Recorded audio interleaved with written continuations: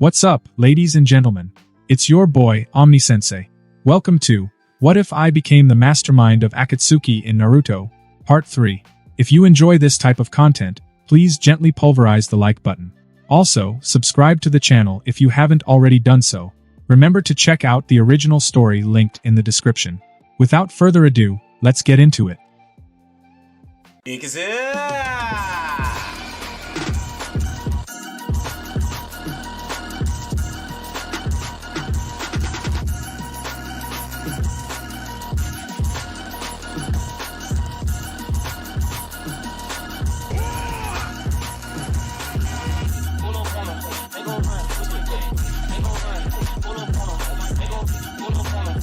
Despite the fact that Konan might have some misunderstandings about him, Byakuya couldn't be bothered to explain any further. Once a stereotype is formed, any explanation will only make things worse. He was merely preparing based on his knowledge of future events, but to Konan and Yahiko, it seemed like he had a persecution complex. However, they also knew that everything he did was for the sake of the Akatsuki organization, and they were just teasing him.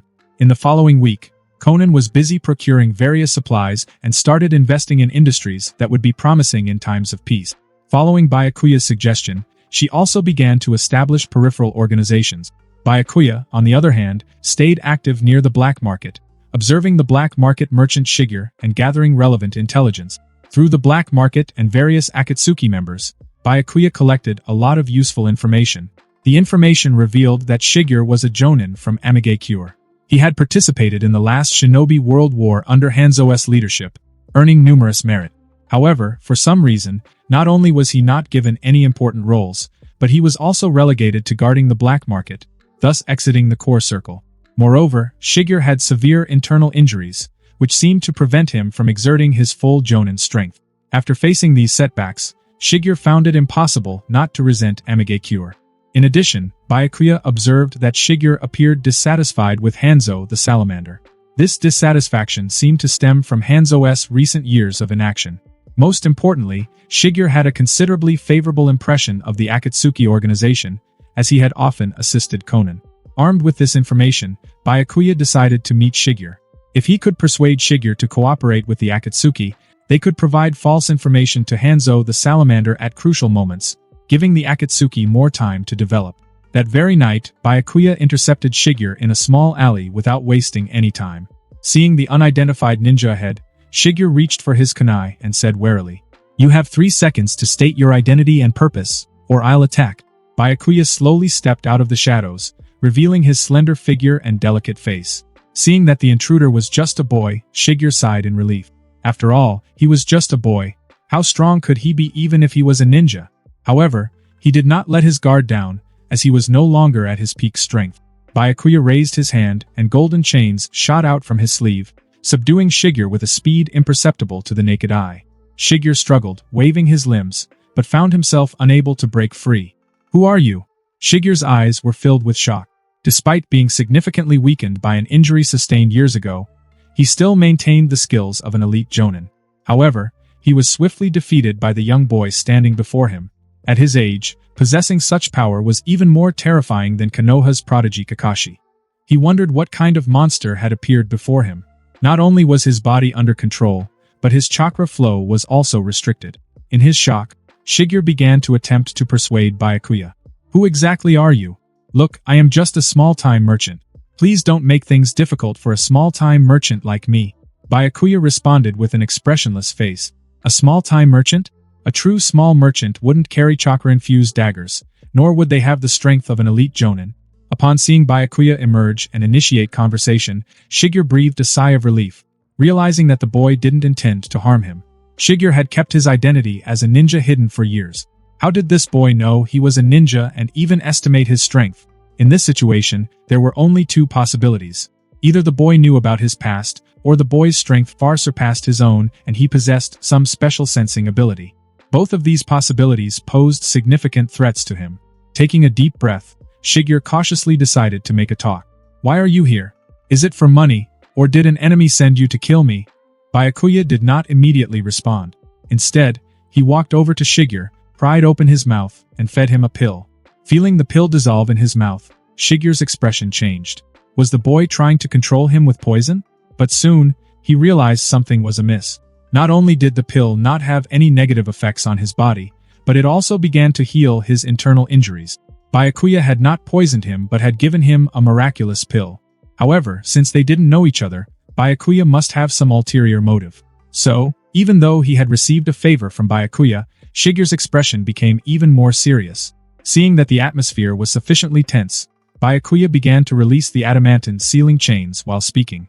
"I'm here to invite you to join our organization. If you refuse, I'll have to make you forget this encounter." Shigeru's face changed as he quickly recalled the events of the past few months and the various organizations active within the Land of Rain. Thinking of a particular name, his expression softened somewhat, and he tentatively raised a brow. "What's the name of your organization?" Byakuya saw no need to hide the truth and straightforwardly replied, "Akatsuki."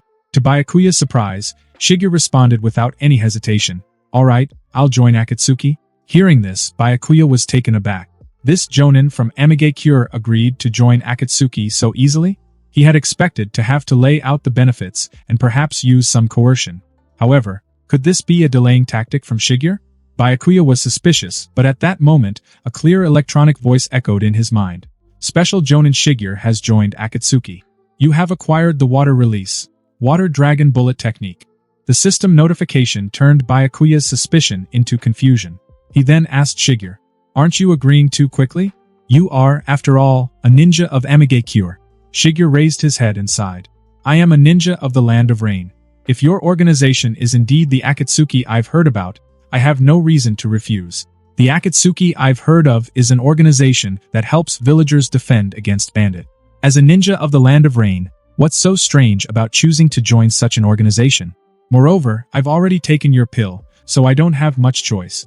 All I can do is hope that you truly are from Akatsuki. Are you still worried about the pill I gave you?" Byakuya saw through Shigeru's thoughts at a glance, understanding that Shigeru only boasted about the Akatsuki organization in front of him because his life was in Byakuya's hands. It was surprising to Byakuya that the Akatsuki organization could receive such high praise from a jonin of Amigakure. It's no wonder that the original Yahiko could rise to power in just a few years, posing a threat even to Hanzo the Salamander. It's just a pity that the Akatsuki was too idealistic at that time, just too naive an organization that shouldn't exist in the ninja world. Honestly, if Byakuya were the leader of Amigakure and heard that Yahiko had such influence within the Land of Rain, he would attempt diplomacy the first time. If that failed, he would immediately eradicate the threat. As Byakuya was deeply immersed in his thoughts, Shigeru, who sat beside him, experienced a growing sense of unease. Shigeru had already made a commitment to join the Akatsuki organization. However, he couldn't shake off the feeling of apprehension caused by Byakuya's prolonged silence. He started to wonder if his easy agreement had raised suspicion, leading Byakuya to contemplate silencing him to eliminate any potential threat.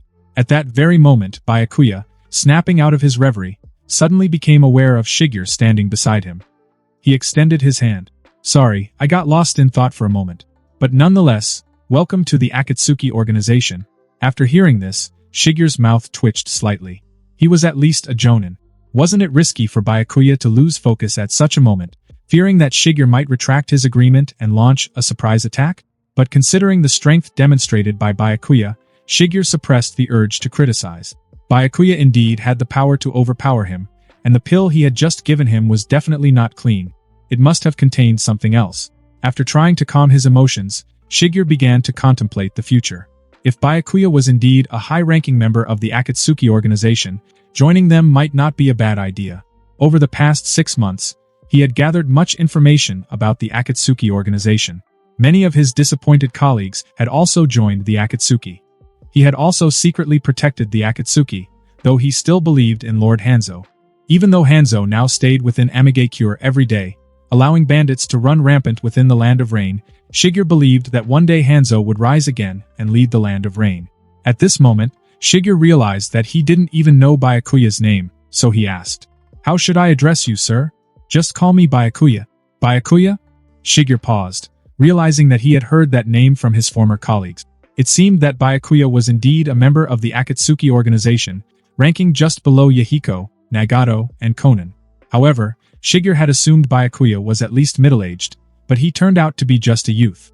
After pondering for a moment, Shigeru continued. Alright, Lord Byakuya, in recruiting me to join the Akatsuki organization, do you intend for me to leave Amigakure and join the Akatsuki, or do you want me to remain here in Amigakure? To Shigeru, Byakuya's recruitment purposes boiled down to these two options, either to make him leave Amigakure or to enlist him as a spy. If Byakuya wanted him to leave Amigakure, he had no choice. However, if he was to act as a spy gathering information for the Akatsuki, he would need to consider it carefully. At this moment, Byakuya revealed Shigeru's job description. After joining the Akatsuki organization, you will still be a ninja of Amigakure. You only need to follow orders from Amigakure as usual, and I won't interfere with you too much. Byakuya paused for a moment before continuing. However, in addition to your duties for Amigakure, I have another task for you, which I hope you will complete with full dedication. Then, Byakuya took out a scroll from his pocket and tossed it to Shigeru. Taking the scroll, Shigeru realized that Byakuya wanted him to act as a spy within Amigakure. It seemed that the Akatsuki organization's goals were not as simple as they appeared, though their true intentions had not yet been revealed. As he unrolled the scroll and examined it carefully, Shigeru's expression changed instantly, and he regarded Byakuya with a strange look. Byakuya hadn't asked him to gather intelligence about Amigakure. Instead, he wanted Shigeru to manufacture and sell goods according to the designs on the scroll, with profits split 70-30. As a black market merchant, Shigeru's intuition told him that they would be extremely profitable once these goods were produced. But why expose the shadow of the Akatsuki organization and force him to join if they wanted to invest and do business together? Wouldn't it be better for everyone to make money together without revealing their affiliation to the Akatsuki? After contemplating momentarily, Shigeru expressed his confusion. Lord Byakuya, do you really want me to do this? Don't you need me to gather intelligence from the village? Byakuya glanced at Shigeru and sighed. Why would I need intelligence from the village? The Akatsuki and Amigakure are not enemies. I just need your help from the shadows. Speculatively, it's bribery and kinda threat to you, the Jonin of Amigakure. If we don't have some influential figures to protect the business, what will happen if our industry gets targeted? Influential figures? Shigeru suddenly remembered the miraculous pill he had taken earlier. He had indeed received a favor, and now he had a profitable project in his hands. There wasn't anything excessive from the other party. In terms of the outcome, it was undoubtedly beneficial for him, but the process made him feel uncomfortable as if he were being coerced. But at this point, Byakuya wasn't finished. However, if Hanzo-sama really takes action against the Akatsuki, remember to inform us. After all, you are now a member of the Akatsuki organization. With that, Byakuya disappeared from the alley, leaving behind a partially open box filled with cash. Glancing at the spot where Byakuya disappeared, Shigeru then looked at the cash on the ground and the designed scroll in his hand. He seemed to have inexplicably become a member of the Akatsuki organization, and he only knew the name Byakuya, nothing else. He only had two choices. Follow Byakuya's instructions and report the matter to Hanzo-sama or report Byakuya as an enemy spy. But Byakuya turned out to be a member of the Akatsuki organization and hadn't asked Shigeru to gather intelligence from the village. Instead, he had offered Shigeru benefits he couldn't refuse. Shigeru was unsure whether reporting to Hanzo-sama would even make a difference or if it would lead to suspicion on himself. He had to decide whether to pledge allegiance to Hanzo, risking being killed, or to quietly work for Byakuya, earning money while not compromising the interests of the village, but by turning a blind eye to certain matters. After pondering, Shigeru returned to his room and began to write the mission report.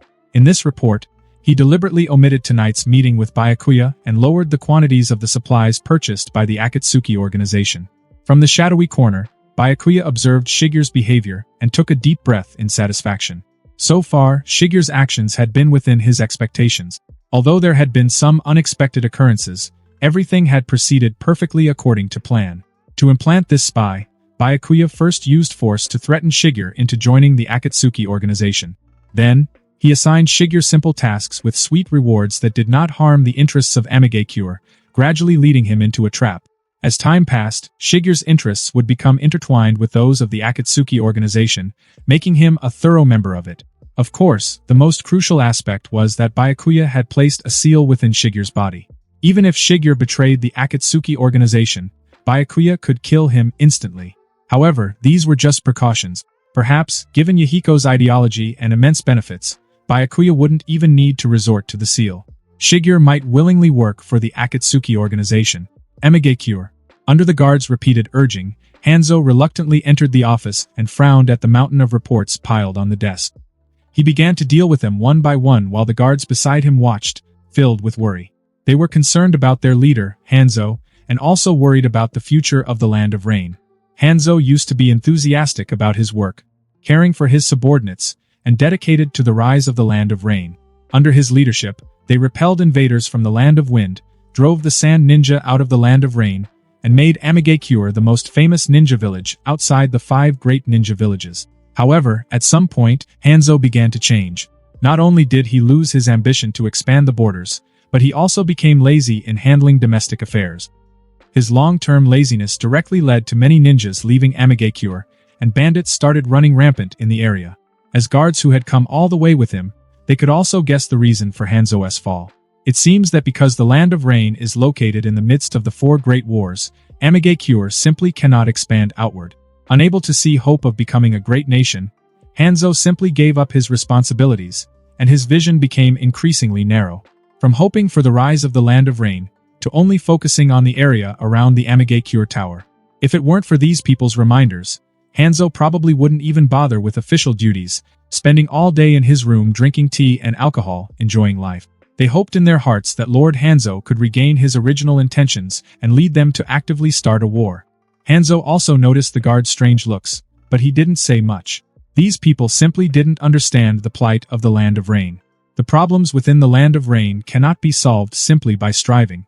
In the last great ninja war, Amigakure Village did not emerge victorious and will not be victorious in future great ninja wars. Rather than risking involvement in the great ninja wars, declaring isolation from the outside world is better.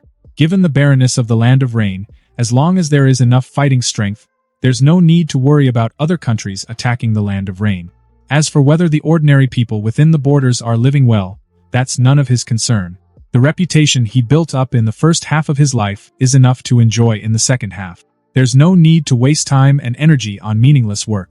However, despite his laziness towards his duties, he has always maintained contact with the major ninja villages and has been involved in numerous secret conspiracies. When he began handling official affairs, Hanzo quickly took note of a mission report from Shigeru, a leader of the black market. Shigeru is responsible for tracking the movements of wandering ninjas within the Land of Rain through the movement of the black market. In Shigeru's report, Hanzo quickly noticed the phrase Akatsuki organization. Akatsuki means the first light of dawn. This self-proclaimed Akatsuki organization piqued Hanzo's interest even more, and he seemed to have heard of this organization somewhere before, feeling somewhat familiar. Suppressing his doubts, Hanzo turned to one of his subordinates before pointing at the report. "Does anyone here know about the Akatsuki?"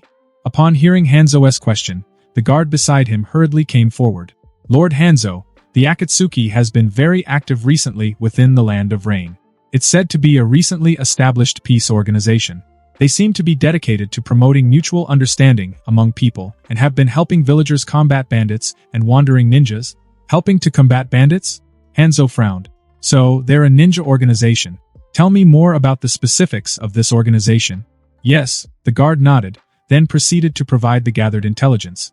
Upon learning that the founder of the Akatsuki organization was a student of Jiraiya, Hanzo's demeanor shifted, his countenance growing more grave. While the Akatsuki organization's activities of amassing ninjas and safeguarding ordinary citizens held little significance for him, as it contributed to upholding security within the Land of Rain, the fact that it was established by one of Jiraiya's disciples heightened his vigilance. Hanzo, a subordinate of the fallen Jiraiya, had covertly taken in 3 orphans following his defeat, and these 3 orphans had somehow formed a peace organization. Hanzo contemplated whether Jiraiya himself was the mastermind behind this peace organization and whether it posed a threat to his rule. However, he then fleetingly shook his head. How could a newly formed organization possibly threaten his rule? Even Jiraiya, along with Orochimaru and Tsunade, wouldn't be his match. Of all the things in the ninja world that made him wary, only those few old guys his age did. Moreover, he maintained good cooperation and relations with the leadership of Konoha. They even worked together before, implementing a conspiracy that led to the third Raikage's death at the hands of Iwagakure. With this kind of relationship, Konoha wouldn't dare to make a move against Amigakure Village. Moreover, if the Akatsuki organization were truly a spy organization, their actions wouldn't be so conspicuous. Continuing to listen to his subordinates' reports about the Akatsuki organization, Hanzo became even more convinced that they posed no threat. Their actions seemed more like his own in his younger days, full of vigor and hope for the future. But how long could such hope last? This young man named Yahiko would eventually be defeated by reality, just like he himself chose to submit to reality. At that time, Yahiko might voluntarily submit to him and become an elite ninja under his command. Instead of worrying about these matters, he thought about the conflict between Konoha and Iwagakure, which was the biggest threat to Amigakure village. With this in mind, Hanzo opened another intelligence file detailing the process of the Battle of the Kanabi Bridge and information about Minato Namikaze. The new youngster was known as Golden Flash as he used Flying Thunder God technique, giving no time to the opponent before they would meet their end. The information related to Minato stimulated Hanzo of the Salamander. He wondered if he was hearing this news correctly or if he was just too old. After all, his moving technique could consecutively kill several elite ninjas in a short period. This ninja named Minato Namikaze might become his formidable opponent in the future. Compared to Minato Namikaze, Yahiko was nothing. They weren't even on the same level. Konoha was truly deserving of its reputation.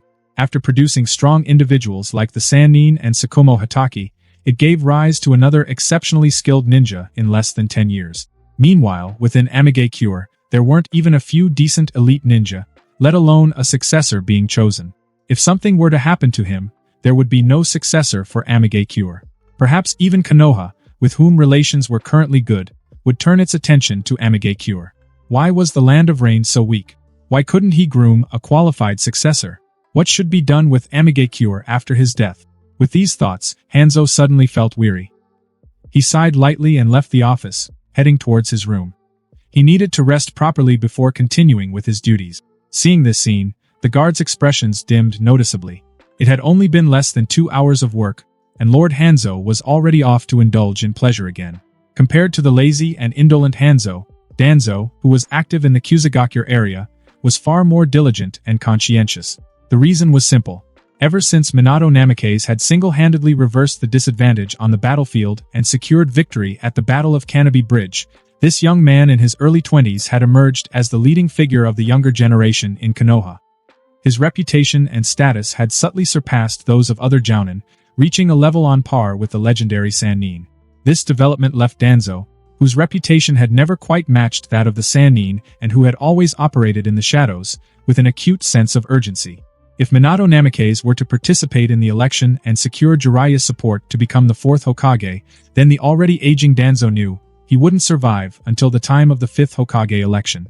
Thus, after the Battle of Kanabi Bridge ended and the conflict between Konoha and Iwagakure gradually subsided, Danzo and the Root organization were constantly active at the borders of various countries. They aimed to see if they could escalate the war, thereby allowing Konoha to gain greater benefits while trying to diminish the significance of the Battle of Kanabi Bridge. Unfortunately for Danzo, these actions by him and the Root organization had not yielded much success. Neither Iwagakure nor the surrounding shinobi villages had any intention of expanding the war. Maintaining the front lines was merely a means of seeking a suitable opportunity for peace talks. However, the past few months were not without any gains. At the very least, an Uchiha under Minato Namikaze's command had died. That Uchiha, named Obito, killed an Iwagakure jounin before dying, making the greatest contribution to the village. After all, if Obito had grown up to become a jounin under Minato's mentorship, he might have entered the village's core circle in the future, something Danzo could not tolerate. The second Hokage, Tobirama Senju, once said that only a dead Uchiha was a good Uchiha. As Tobirama's most dedicated student, Danzo adhered strictly to his teacher's teachings, always committed to suppressing the Uchiha. He believed that their narrow and sensitive nature would always threaten the Hokage office if left unchecked. The only regret was that they had not found Obito's body. Otherwise, they could have recovered a Sharingan, allowing Obito to continue contributing to the village in a different form. The thought of an unchecked Uchiha with awakened Sharingan slipping through his fingers irked Danzo deeply. As he reflected on these matters, Danzo continued to ponder ways to reignite the conflict. He needed to create a situation that would overshadow the significance of the Battle of Kanabi Bridge and solidify his position. At that moment, Ryoma Aburame walked into the dimly lit room where Danzo was seated. Ryoma, holding a scroll in his hands, approached the desk with a respectful bow. "Lord Danzo, this is the information you asked me to collect about the Land of Rain." Danzo glanced up at his right-hand man, then picked up the intelligence scroll. As he casually flipped through it, he noticed several key pieces of information about the Akatsuki.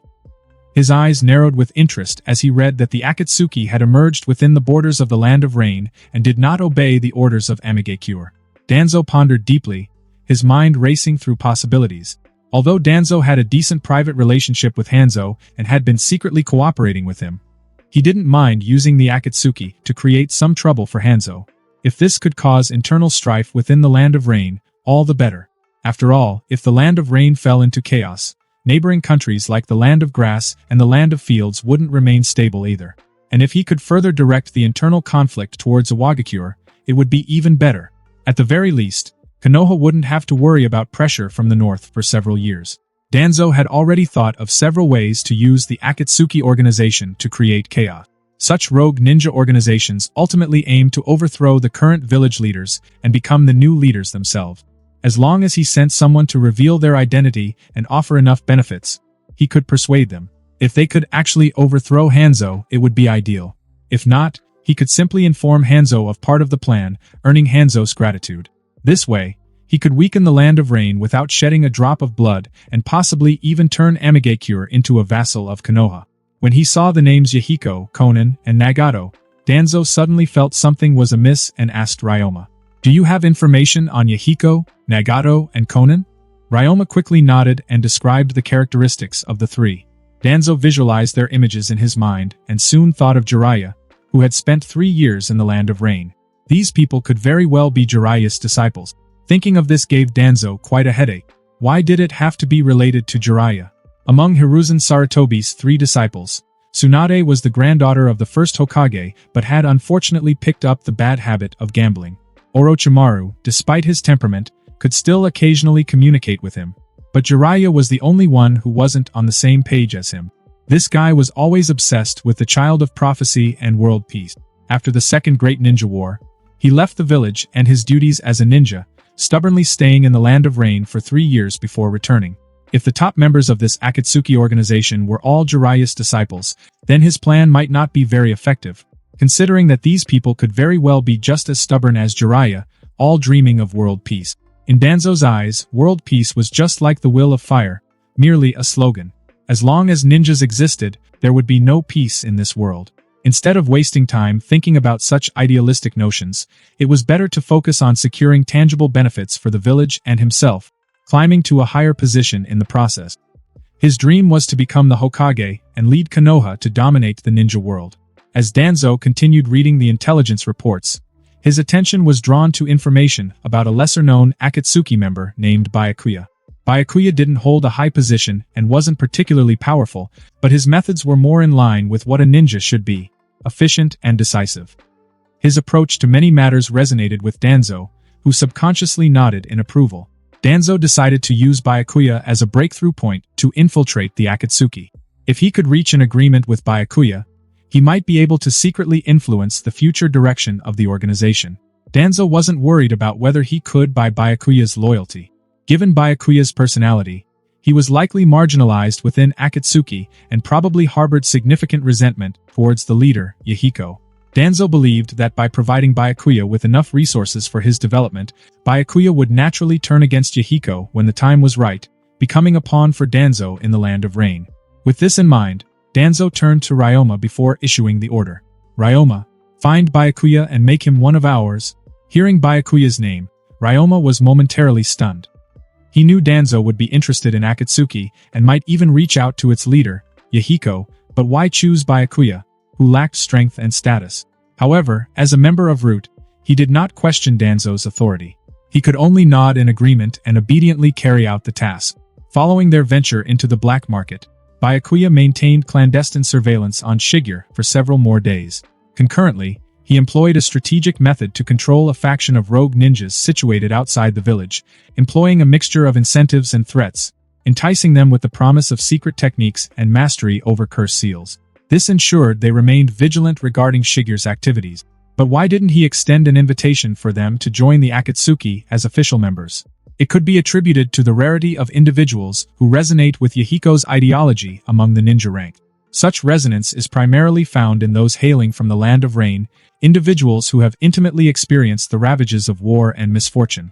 Only they can truly comprehend and empathize with each other's plight, willingly aligning themselves with the Akatsuki. Once beyond the borders of the Land of Rain, however, Yahiko's ideals lose their allure. Just as the princess of a prominent ninja clan in the first ninja village cannot fathom the struggles of a fallen nation's remnants, ninjas from disparate villages struggle to grasp each other's motivations or assimilate seamlessly into a unified organization. Their desires and aspirations differ vastly, unless faced with a common existential threat compelling unity.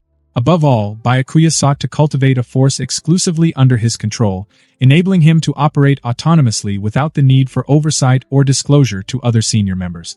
This way, even in the event of a significant upheaval, he would possess the means to rise again. It had become his modus operandi to always have a contingency plan in place before taking action.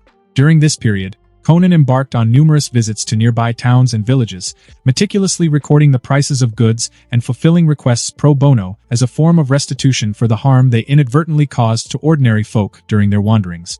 Their proficiency in petty theft had been their lifeline, preventing Conan, Nagato, and Yahiko from succumbing to starvation in the wilderness before establishing the Akatsuki. As she made her way back to the designated rendezvous point, Conan caught sight of Byakuya, straw dangling from his lips, a faint flicker of resignation in her eyes. Byakuya remained as enigmatic as ever, scarcely visible throughout the day. Furthermore, despite being tasked with managing investments, he single-handedly oversaw the investment sector, leaving Conan in the dark regarding his expenditure of funds. "Conan-senpai, you're finally back," Byakuya greeted Conan quietly as he trailed behind her. At that moment, Conan couldn't help but inquire, "Byakuya, where have you been all this time? How much money do we have left?" "It's a secret," Byakuya nonchalantly replied, his hand lazily resting on the back of his head. "I went to procure funds for bribing the Jonin of Amigakure. Our organization's covert operations within the Land of Rain rely heavily on their assistance to maintain discretion."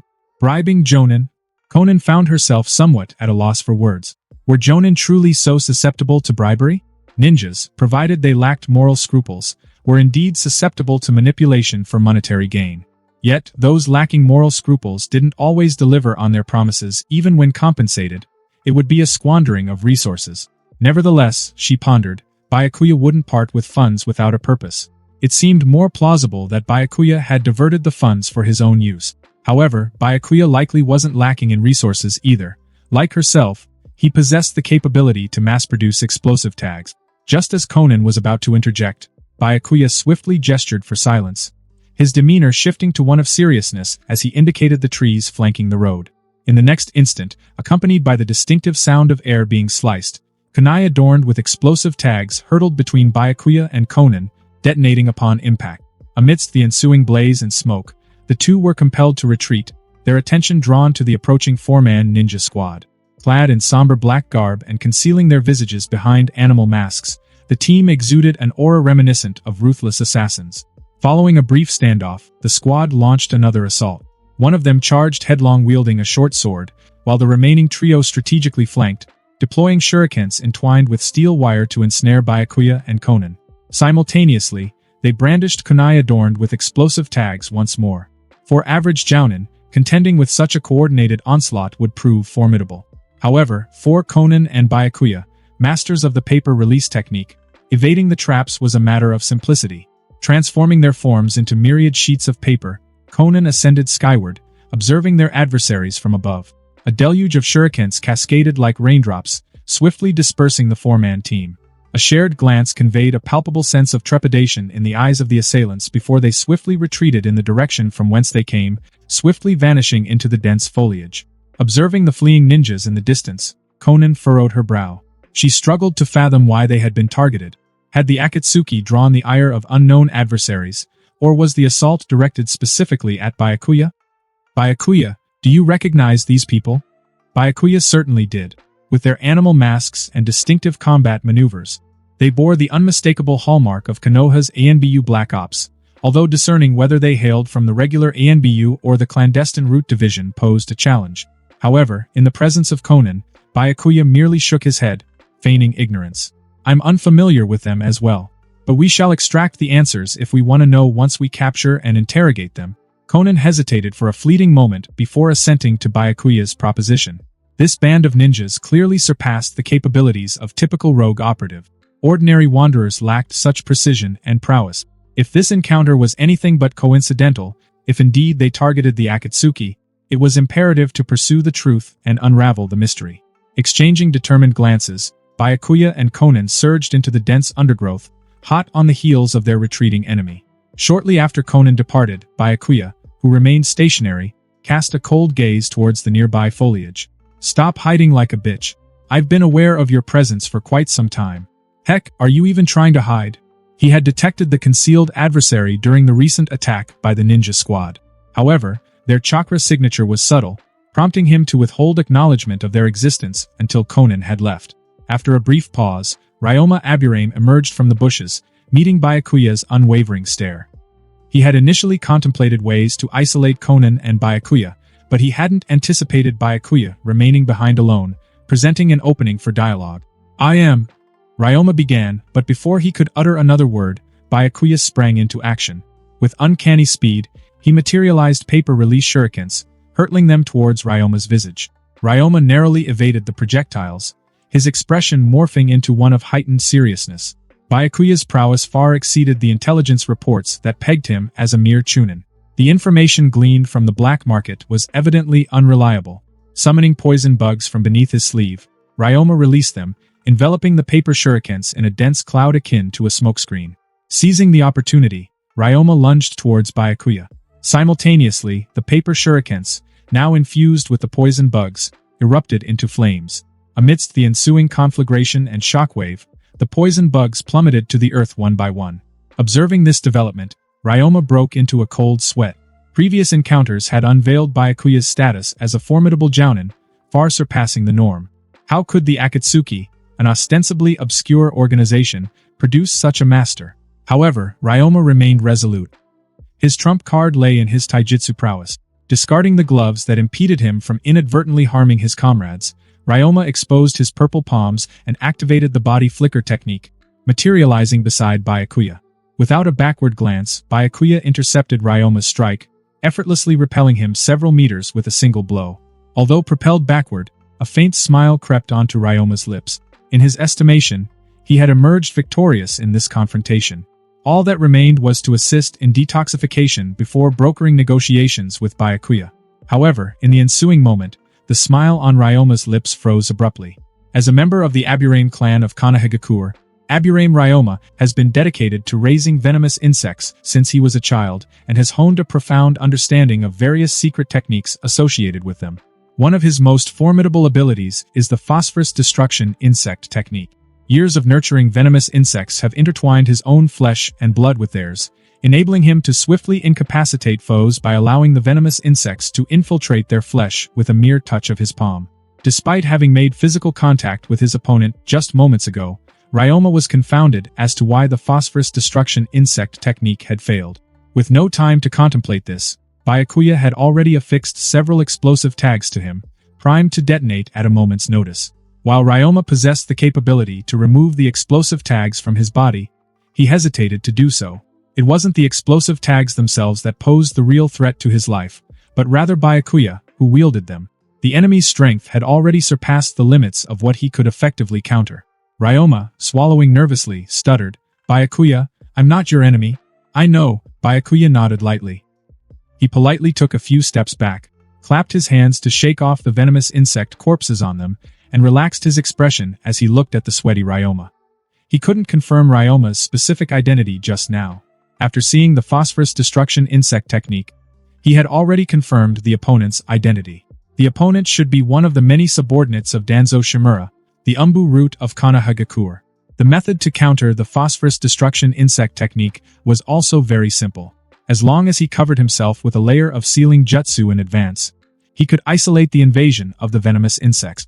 Even if this layer of protection failed, he could use the dance of the Shikigami to avoid them. Byakuya was more concerned about why Danzo Shimura would target him. Could it be that Danzo noticed Nagato's Rinnegan in advance and wanted to seize it by force? Or did the existence of the Akatsuki trigger the interests of the root organization? Upon hearing Byakuya's words, Ryoma breathed a sigh of relief. "Since you know my purpose, why did you still attack me?" "You attacked first, insect boy."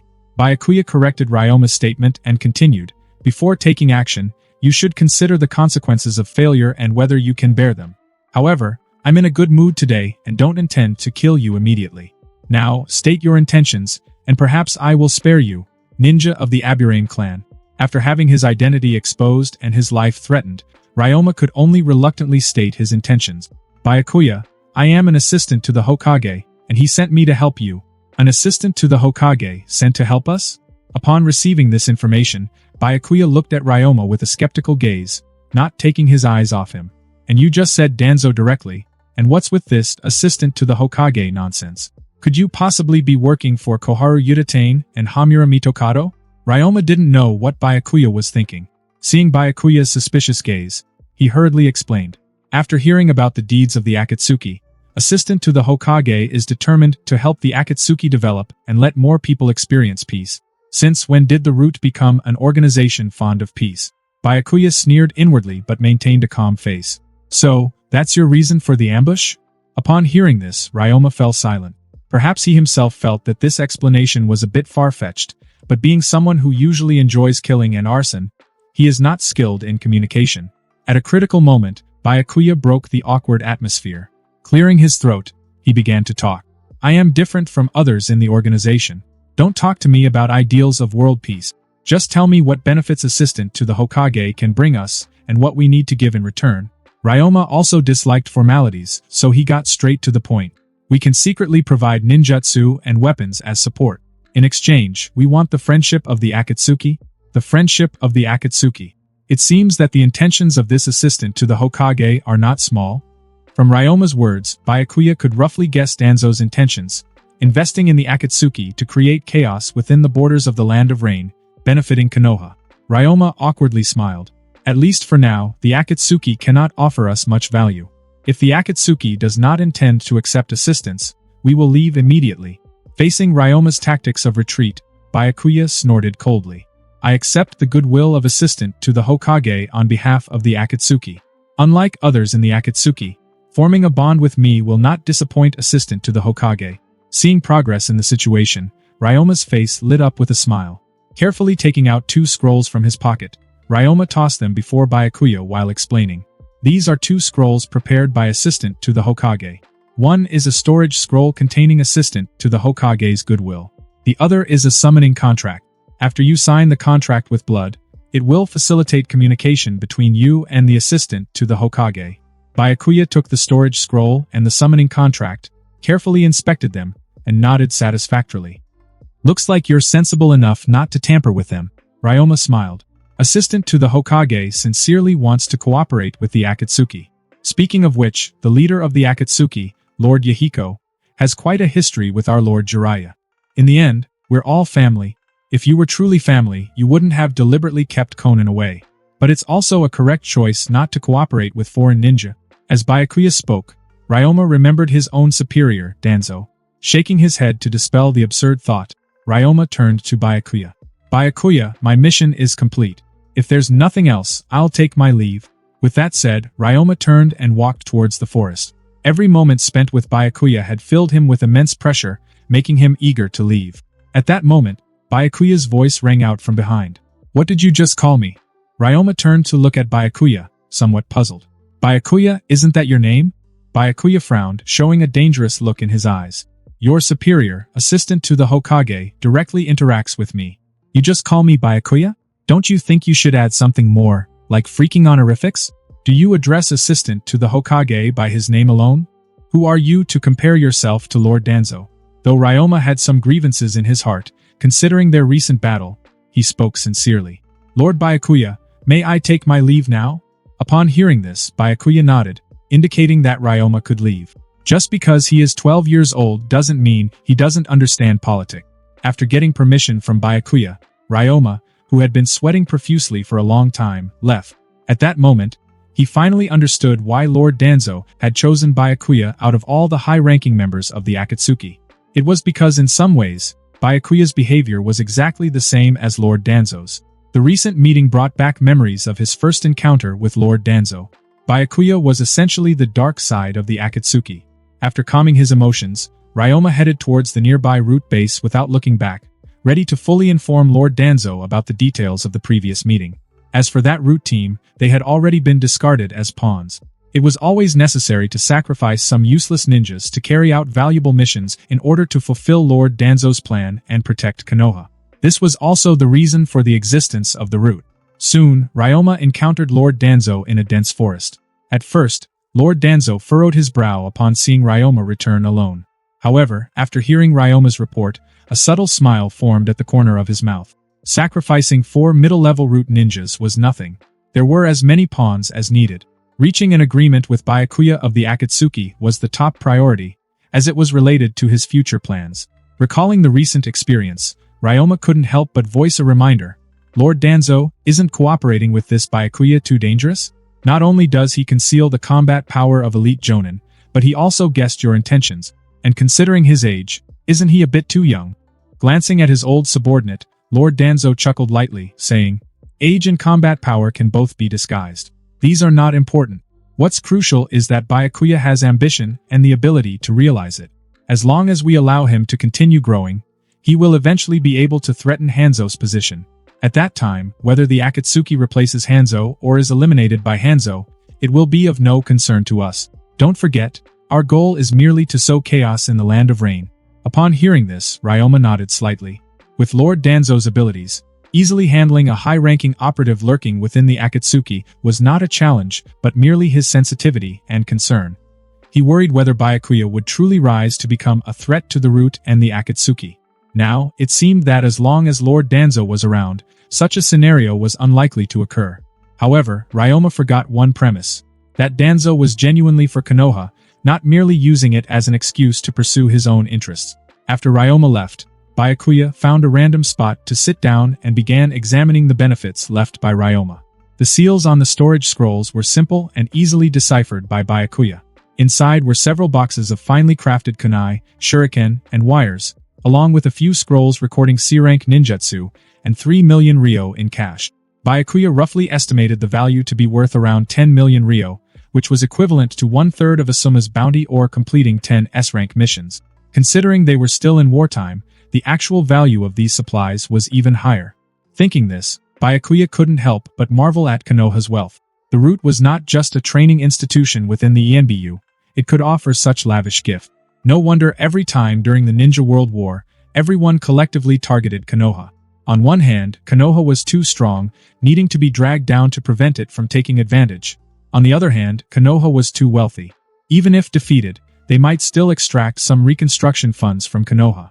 After placing the supplies back into the storage scrolls, Byakuya opened the scroll containing the summoning contract. There were only a few names on the scroll, likely the previous owners of the summoning beast. Byakuya wondered if they were still alive, or if they had become cannon fodder in the Ninja World War. After carefully inspecting and confirming there were no traps, Byakuya dripped blood onto the summoning contract and performed the summoning jutsu. The summoned creature was a bird of prey, convenient for delivering messages. Unfortunately, unlike other special summoning creatures, it lacked combat abilities and only had the advantage of fast flight speed. After releasing the summoning jutsu, Byakuya put the 2 scrolls into his backpack and fell into contemplation.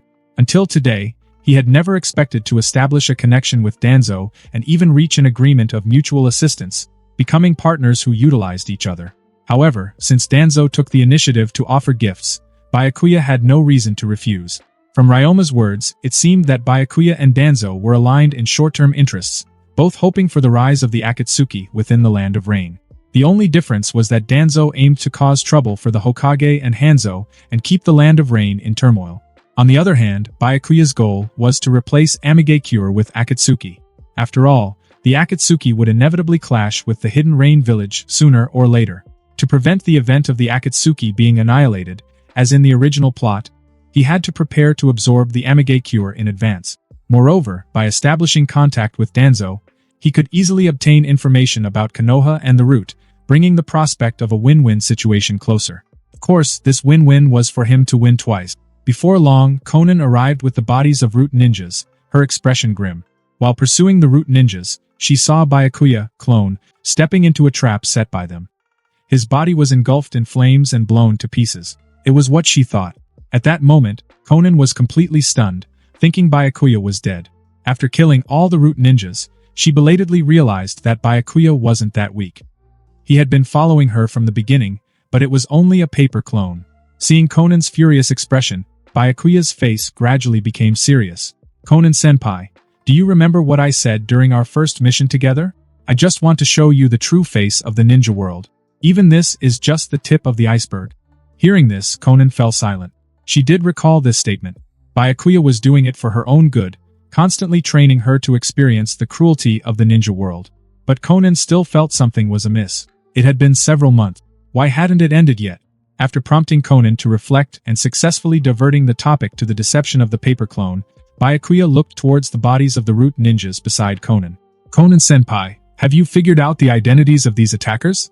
Conan nodded, rummaging through the bodies of the root ninjas and retrieving several tokens with Iwagakure markings.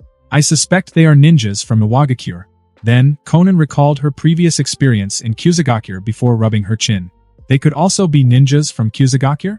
They've disguised themselves before. Conan-senpai's intelligence is almost as good as nothing.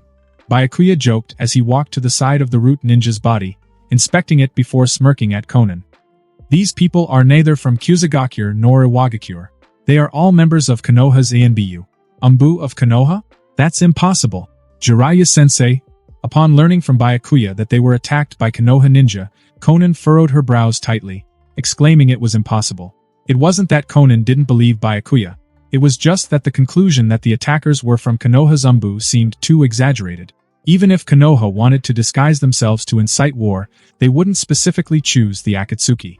Even if the Akatsuki were attacked, they didn't have the capability to start a war. Moreover, Shi Yahiko and Nagato's sensei was Jiraiya. If he wanted to do something, he could easily contact the Tri. Hearing this, Byakuya sighed lightly. Conan-senpai, you're still too naive. After experiencing so much, your way of thinking is still so one-sided. You're still too naive. Being repeatedly chided for her naivety nearly made Conan lose her temper. She knew she had some shortcomings in certain aspects, but she had been working hard to correct them and could distinguish whether an enemy was really an enemy in disguise. But Byakuya always insisted on calling her naive, as if she were freaking child. Clearly, she was the older one here for Sage of Six Paths' sake. Byakuya didn't continue to toy with Conan's mentality and began to explain. Conan-senpai, it's natural that Lord Jiraiya wouldn't lay hands on the Akatsuki, but Jiraiya can't represent the entire Konoha. Do you still remember how Nagato became an orphan? Those Konoha ninjas could even attack their allies. They, just like Jiraiya, are Konoha's ninjas.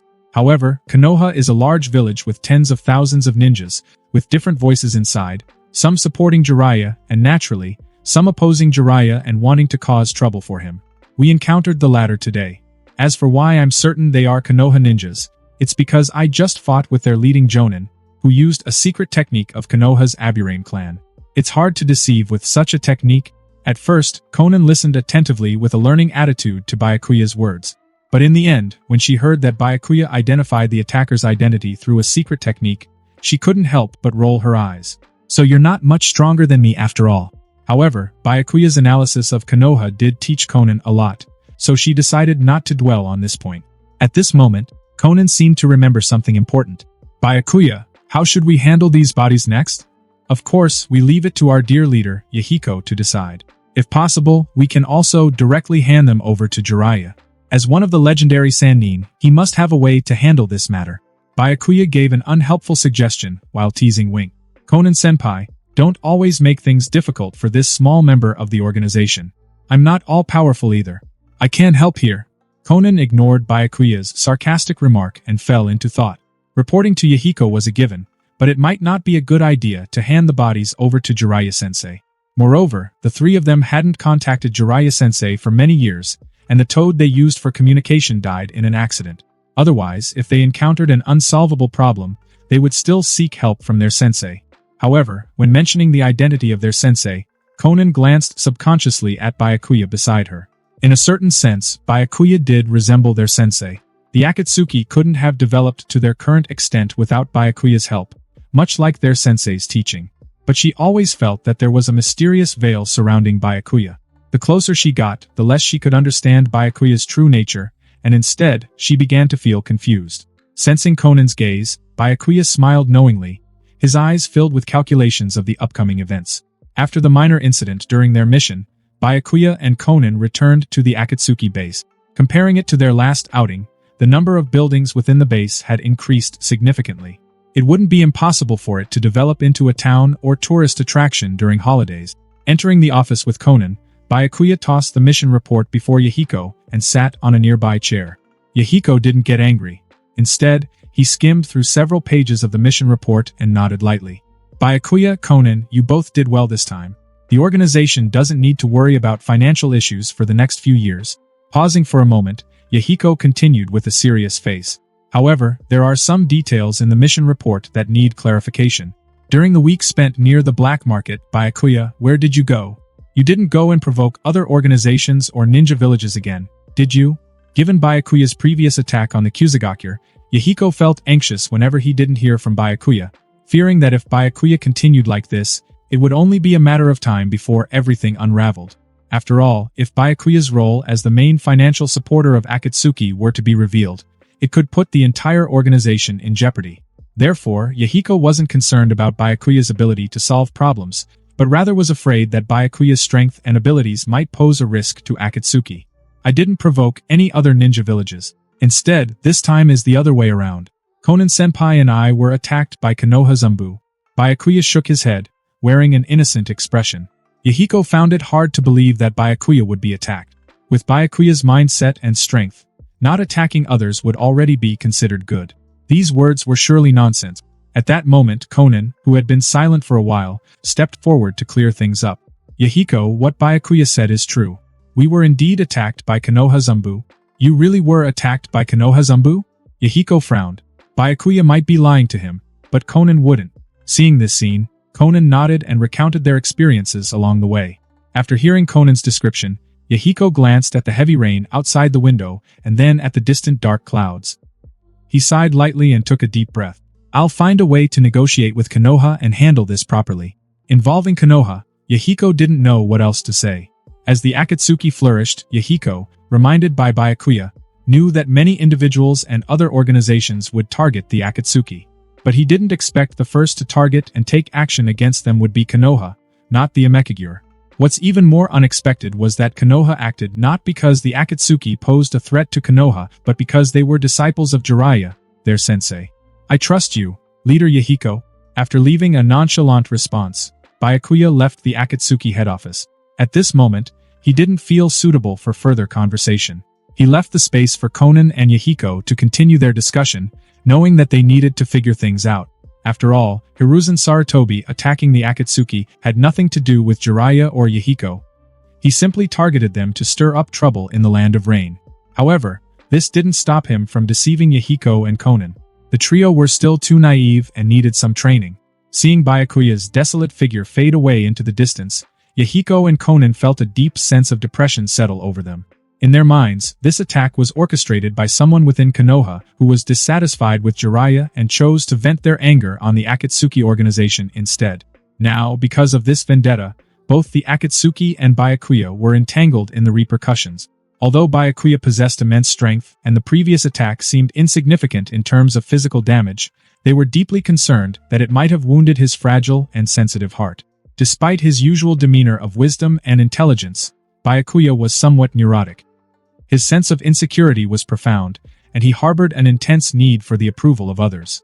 When encountering someone with a similarly troubled background, he would exhibit a near-pathological tendency to care for them. To Yahiko, Byakuya was not only a mentor and guide but also a child who had yet to mature fully. When he exchanged a glance with Conan, it was clear that she had guessed what he was thinking. She shared his view of Byakuya, expressing her own struggles in trying to fully understand his complex inner thoughts. This shared understanding of Byakuya's nature only deepened their worry. They knew that beneath his strong exterior lay an easily bruised heart, and they feared the emotional impact this attack might have on him. After listening to this, Yahiko sighed softly. Conan, you still don't know Byakuya's background, do you? Conan was slightly taken aback and replied, somewhat puzzled. Isn't he an orphan like us? Yahiko shook his head and explained. It's true that Byakuya is an orphan, but he hails from the land of whirlpools. Like Nagato, he is a descendant of the Uzumaki clan and wandered for an even longer time. The Uzumaki descendants? But Nagato and Akane have red hair, don't they? Conan asked, recalling what she knew about the Uzumaki clan through Nagato. Nagato confirmed Byakuya's identity as a descendant of Uzumaki. As for why his hair is black instead of red, Yahiko said, intertwining his fingers and resting his chin on them, the hair of Uzumaki descendants is usually red. Still, there are exceptions when other bloodlines within the individual are more dominant than the Uzumaki bloodline, which explains his black hair. What kind of bloodline could overshadow the Uzumaki bloodline? Who are his parents? Konan asked, her surprise evident. However, hearing Yahiko's explanation, she began to understand why Byakuya was so powerful at such a young age. It was due to his unique bloodline.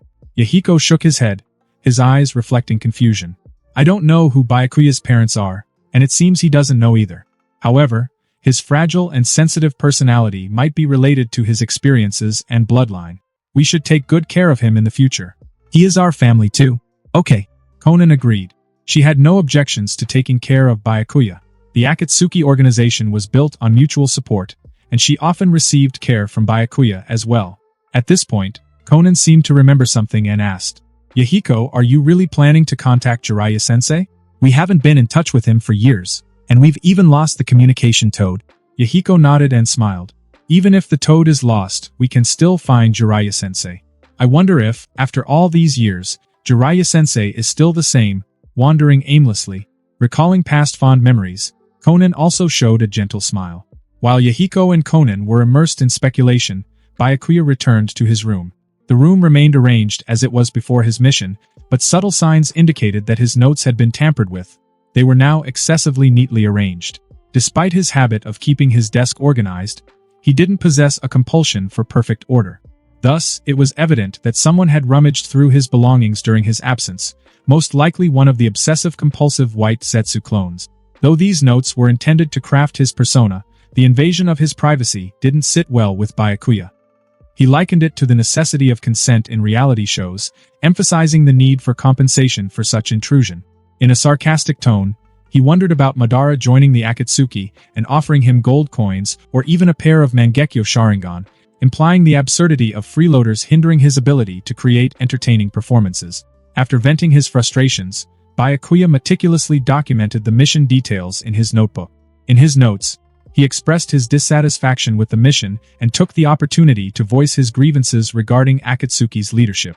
Once he finished jotting down his thoughts, Byakuya reclined on the sofa, allowing his body to relax as he contemplated his following task. For someone with multiple identities like him, missions served as a form of respite. Life at the base proved more draining. On the surface, Byakuya appeared as a mid-level leader in the Akatsuki, second only to Yahiko's trio. Apart from his daily training, he oversaw the special training of Akane, Nagato, and others.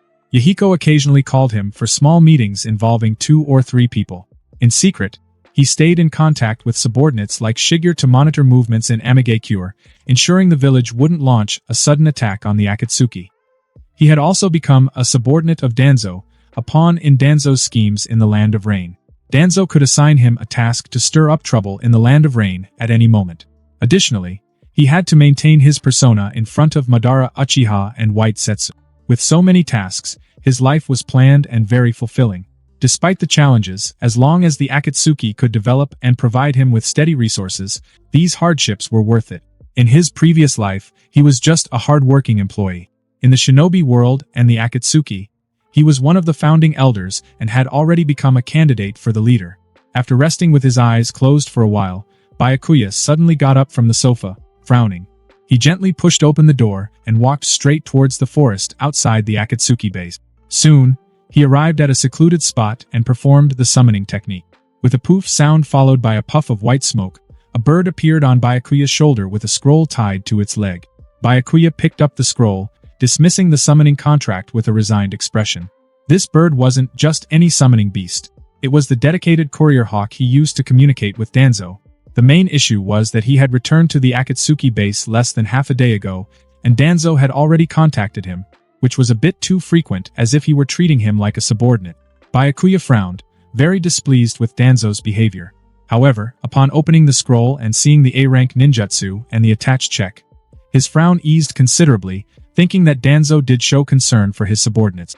As long as Danzo continued to provide resources, their cooperative relationship might last for a long time. After some critical thinking, Byakuya slowly opened the communication scroll and began to read it carefully. And, I have changed Karen's mother's name from Karen to Akane. The current strength of the Akatsuki organization is too weak. You must develop it immediately in order to facilitate our sincere cooperation. The contents of the letter were simple, but after reading it, Byakuya's eye twitched. Man, he wanted to punch that face. The nerve of that fossil, Danzo. Did the root leader think Byakuya was his errand boy? Develop the Akatsuki? The letter demanded like an order, not a request. Did Byakuya want the Akatsuki to grow? Absolutely. Did he currently possess the magic wand to make that happen? Absolutely not.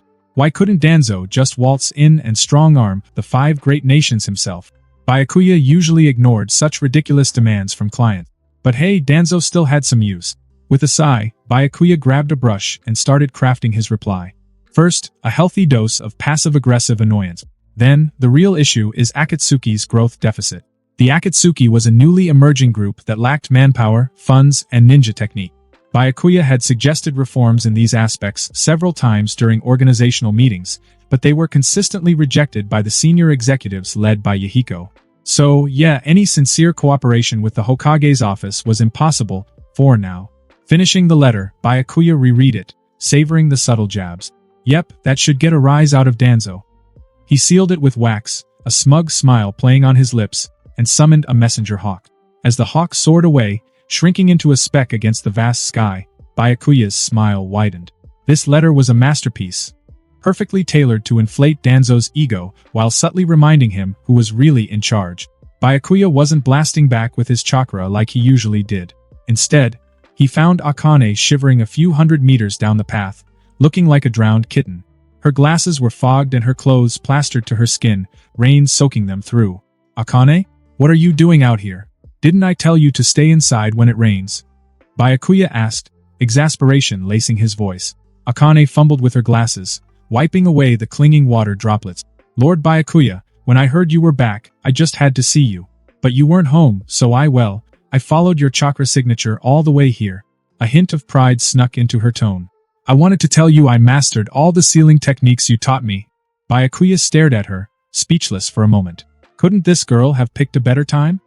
Here he was, in the middle of some top-secret shinobi business, and Akane decides to play detective. What if she'd blown his cover? This secluded spot was over 10 kilometers from the Akatsuki base.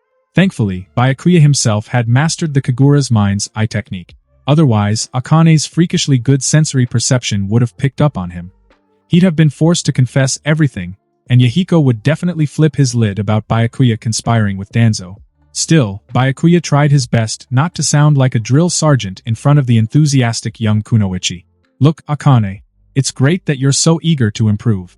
But next time you decide to embark on a solo mission, maybe consider packing some weights and wearing clothes that don't turn to mush when they get wet. Akane blinked, completely bewildered. Weight training? Even on rainy days? This Byakuya character was starting to freak her out a bit. Seriously, what was with the constant training? It was like he was obsessed, and why was he always hiding away from the base to do it? A seed of suspicion sprouted in Akane's mind. Was Byakuya up to something shady? Why the secrecy? Could it be that he was training in secret? Byakuya could practically hear Akane's gears turning. He chuckled, a low rumble in his chest. Thinking about joining the secret training club, are you? You know, I've always thought you had the makings of a powerhouse taijutsu user. Akane's head whipped back and forth like a frantic metronome.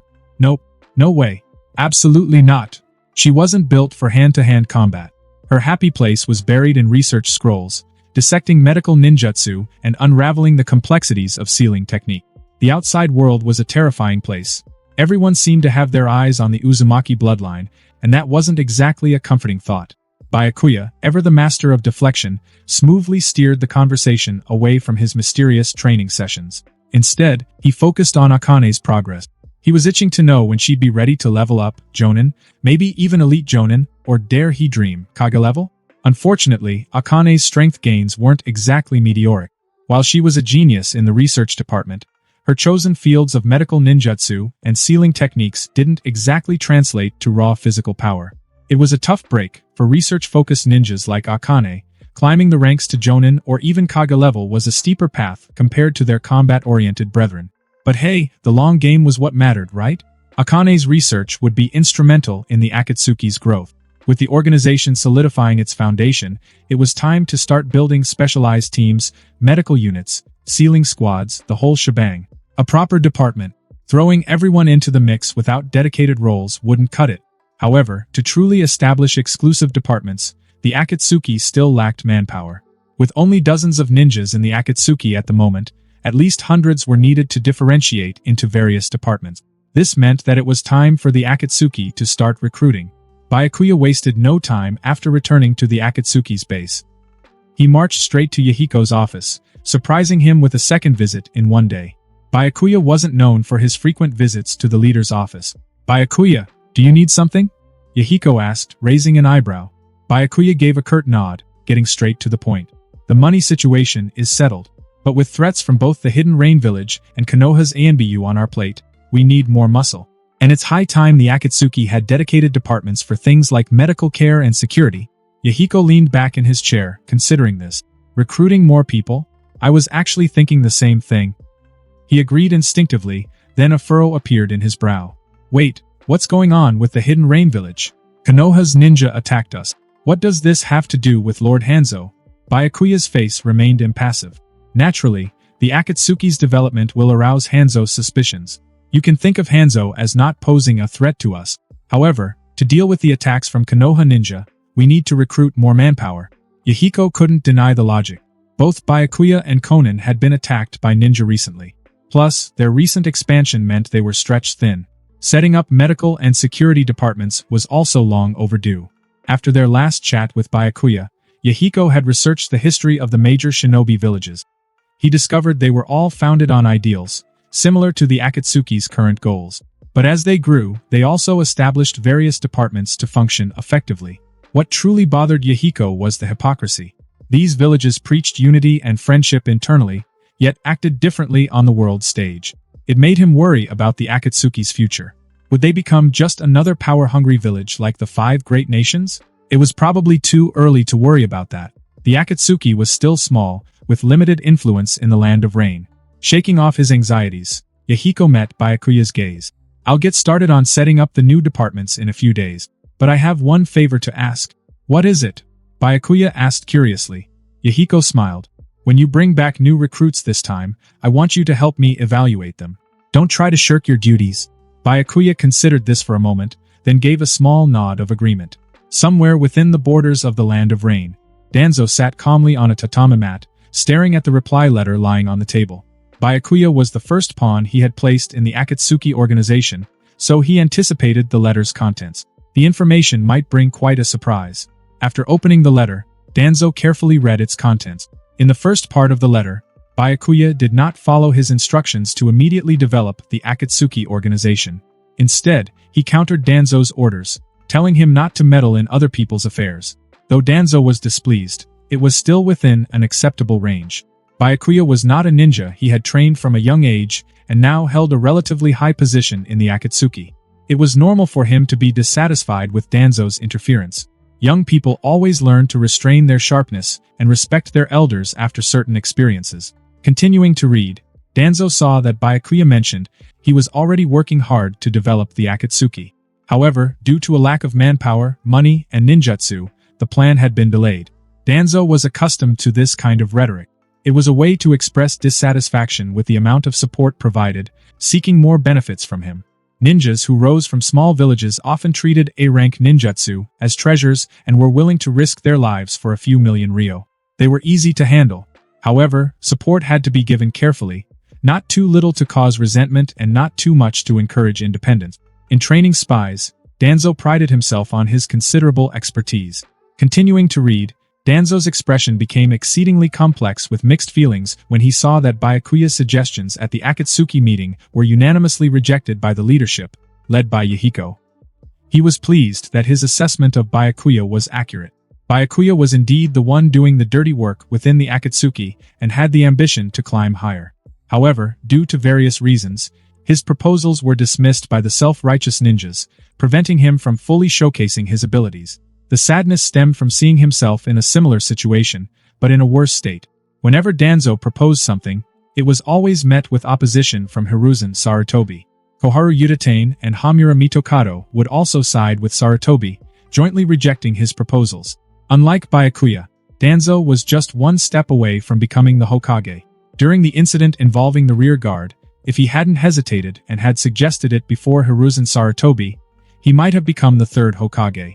Then, he wouldn't have to protect the light from within the darkness. If given the choice, who would want to remain in the darkness as a root instead of becoming the Hokage in the sunlight? Seeing Danzo lost in thought, Ryoma Aburame felt a bit puzzled. Wasn't it just a letter from Byakuya? Why did Danzo-sama look so gloomy? Had Byakuya offended Danzo-sama? With this in mind, Aburame Ryoma cautiously asked, "Danzo-sama, did Byakuya refuse your order?" Danzo shook his head and glared at his pawn. "You do not have permission to ask questions?" Hearing this, Ryoma obediently shut his mouth. Not asking unnecessary questions was one of the rules in the Root Handbook. As Danzo's right-hand man, he usually didn't need to follow this rule. But since Danzo had spoken directly, even he couldn't inquire further about this secret. However, this made him even more curious about the letter's content. At that moment, Danzo reached the end of the letter, where Byakuya inquired if there were any methods for seizing power and promised to strengthen cooperation with Konoha after becoming the leader of the Akatsuki. Reading this, Danzo fell silent again. Byakuya seeking his help was a good thing. It allowed for better control and could turn Byakuya into a complete pawn. However, as the leader of the Root, Danzo had carried out many covert missions, assassinated officials under the daimyo, and even plotted against the Third Raikage. But when it came to seizing power, he had little experience. If he had the experience, he would have already dethroned Hiruzen Sarutobi. The position of Hokage should belong to him, while Hiruzen Sarutobi was more suited to be the leader of the Root, living underground. At this moment, Danzo couldn't help but imagine himself standing atop the Hokage residence, wearing the Hokage hat, waving to the crowd as they roared in response, respectfully calling him Hokage-sama while Hiruzen was hiding in a corner of the crowd, hiding his face with embarrassment. After the fantasy ended, Danzo looked at Ryoma beside him, pushed the letter towards him. "Ryoma, Byakuya needs support. Do you have any good ideas?" Ryoma quickly glanced at the contents of the letter, his face gradually turning serious. The support Byakuya needed was simple, but he neither knew nor wanted to answer Danzo. The relationship between Byakuya and the Akatsuki leadership mirrored that between Danzo and the other Konoha higher-up. Danzo asking him how to assist Byakuya was essentially asking how to stage a coup within Konoha. With a straight face, Ryoma scratched his head. "Danzo-sama, why don't we help Byakuya kill the Akatsuki leader and its top executives? Without the other leaders, Byakuya would naturally become the head of the Akatsuki. Killing them is indeed an option, but it's too difficult and could foster others' resentment towards Byakuya." Danzo frowned, dissatisfied with this suggestion. If all the other leaders died, the sole surviving leader would become the prime suspect. Although others might know the truth but would not speak out, this would inevitably weaken the organization's strength. If an external invasion occurred, the newly acquired leader position wouldn't last long. After his suggestion was rejected, Ryoma breathed a sigh of relief and then proposed, "How about we stage a scenario where Byakuya rescues the Akatsuki during a crisis? This way, Byakuya would become a hero in the Akatsuki and naturally ascend to leadership." Not bad. This plan is much more reliable than the previous one. Hearing this suggestion, Danzo's expression softened considerably. If Byakuya could become a hero in the organization, Danzo's own chances of becoming Hokage in the future would indeed increase significantly. But there are no significant battles in the village right now. Even if the village were in crisis, it's highly likely that Minato or Hiruzen would be the ones to save it. He wouldn't have any chance at all. This plan still isn't very reliable. Thinking this, Danzo looked at Aburame Ryoma before rubbing his chin. "Do you have any other plans? I don't think these are good enough." Ryoma Aburame had always clung to the adage, "In life or death situations, sheer desperation unlocks potential, allowing us to achieve feats far beyond our perceived limits." It used to be an unshakable truth for him, but now, facing the impossible task of staging a coup, he had his doubts. He racked his brain, desperately searching for a solution. Finally, with a heavy sigh, he took a gamble, approaching Lord Danzo with a hesitant, "Lord Danzo, I'm afraid I've reached a dead end. I can't think of any other option." To Ryoma's surprise, Danzo didn't unleash his usual tirade. Instead, a cold scoff escaped his lips, and the matter was simply dismissed. After all, if Ryoma truly had a stockpile of coup plans, wouldn't Danzo be suspicious of his loyalty? Why else would the Aburame constantly delve into such subversive tactics?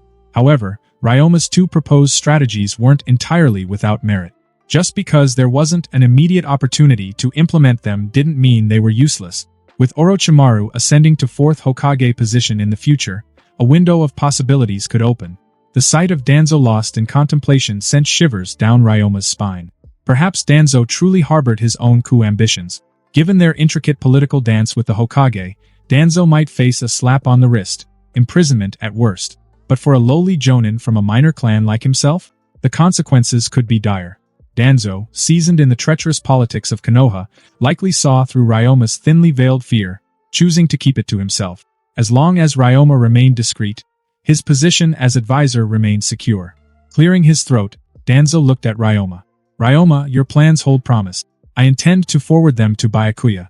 If he can truly manipulate the Akatsuki and Amigakure into warring against one another, it would be a significant contribution.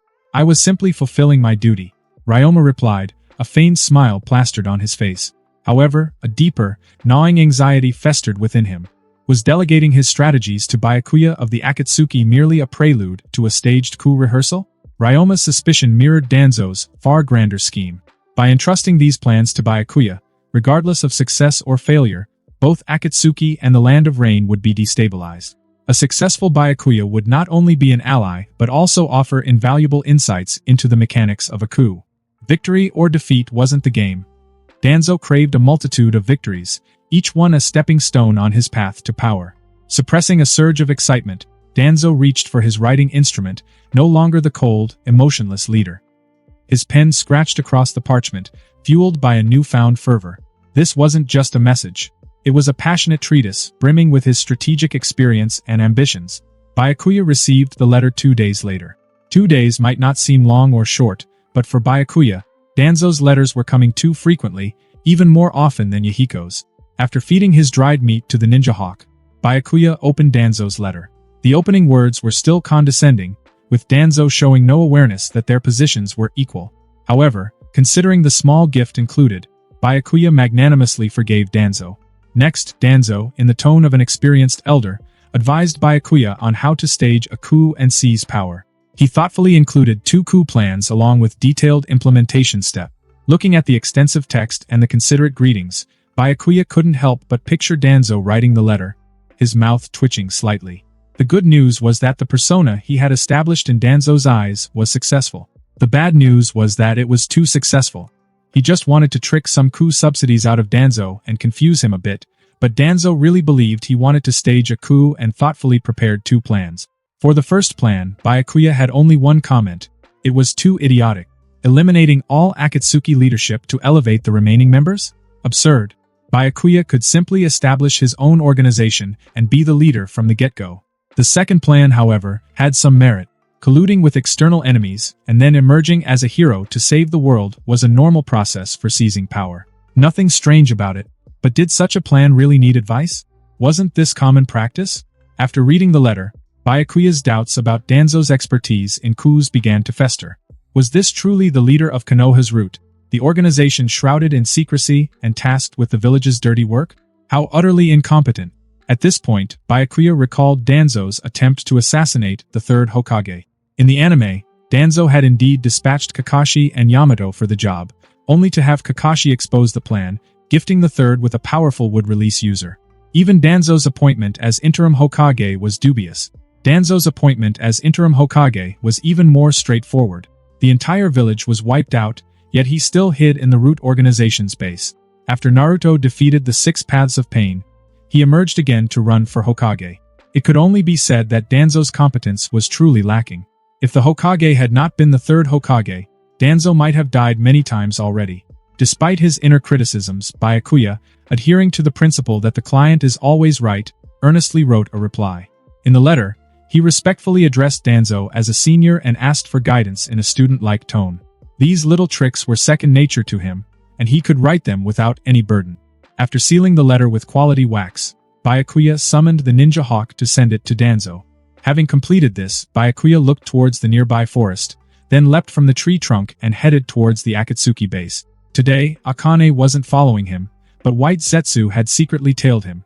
Why was Madara Uchiha constantly keeping an eye on the Akatsuki? Was the man simply senile and bored? Or old dudes in this world in general have a tendency to spy on kids? He remembered third Hokage also used to do this. Regardless, having two elderly figures scrutinize his every move was becoming tiresome. The thought even startled Byakuya, forcing him to shake his head and refocus. He had a recruitment process to manage. Previously, he'd always been the one on the interviewee's side of the table. Now, the tables were turned, and he, the interviewer, held the power to shape the future of the Akatsuki. Byakuya's departure wasn't unnoticed. As he vanished into the tree line, a grotesque shape emerged from the damp earth. It was a monstrous pitcher plant, its bulbous form pulsating with an unnatural life. The plant swiveled its grotesquely oversized mouth in the direction Byakuya had taken, its single eye tracking the departing ninja hawk. After a moment of silent contemplation, the plant activated its unsettling floating technique and sank back into the soil, burrowing purposefully towards the land of grass. This unsettling creature was none other than Black Zetsu, a being created by Madara Uchiha but harboring a far more sinister truth. He was the offspring of the legendary Kagaya Otsutsuki. After being created by Madara, he had been ordered to monitor the Akatsuki's activities. Among the Akatsuki members, Black Zetsu was most concerned about Nagato, who bore the Rinnegan. The Rinnegan was crucial for reviving his mother, and no mistakes could be allowed. Next in Black Zetsu's web of intrigue were Konan, Yahiko, and the enigmatic Byakuya. Konan and Yahiko, with their focus on explosive tag creation and administrative tasks, held minimal interest for Black Zetsu. Byakuya, however, was a different story. In addition to being a member of the Akatsuki, he secretly maintained contact with Konoha ninjas. If there was any breakthrough point within the Akatsuki, Black Zetsu believed it would be Byakuya. The speed of the floating technique was very fast. It only took a few hours for Black Zetsu to reach the underground of the land of grass. Ignoring the greetings from the surrounding white Zetsu, he successfully met Madara Uchiha and Obito. Seeing the scene of Madara Uchiha instructing Obito, Black Zetsu felt exasperated.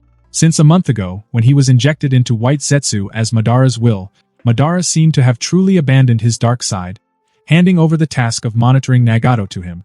He began to enjoy a peaceful life with Obito. Every day, except for sleeping and observing the ninja world, he spent the rest of the time teaching Obito ninjutsu. Although Madara verbally disdained Obito, he did not hold anything back, genuinely training Obito as his successor, even restoring Obito's lost Sharingan. If Madara was just using Obito, that would be fine, but if he truly became attached to the young kid, it would be a significant loss. Obito, continue your training. I have other matters to attend to. At this moment, Madara also noticed Black Zetsu nearby. After briefly instructing Obito, he approached Black Zetsu. Frowning at the pitch-black Black Zetsu, Madara asked, "Black Zetsu, why are you here?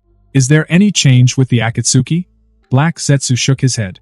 "There are no problems with Nagato and the Akatsuki, but there is new movement from the one you previously asked me to monitor, Byakuya." Mentioning Byakuya, Madara showed more interest and signaled for Black Zetsu to continue.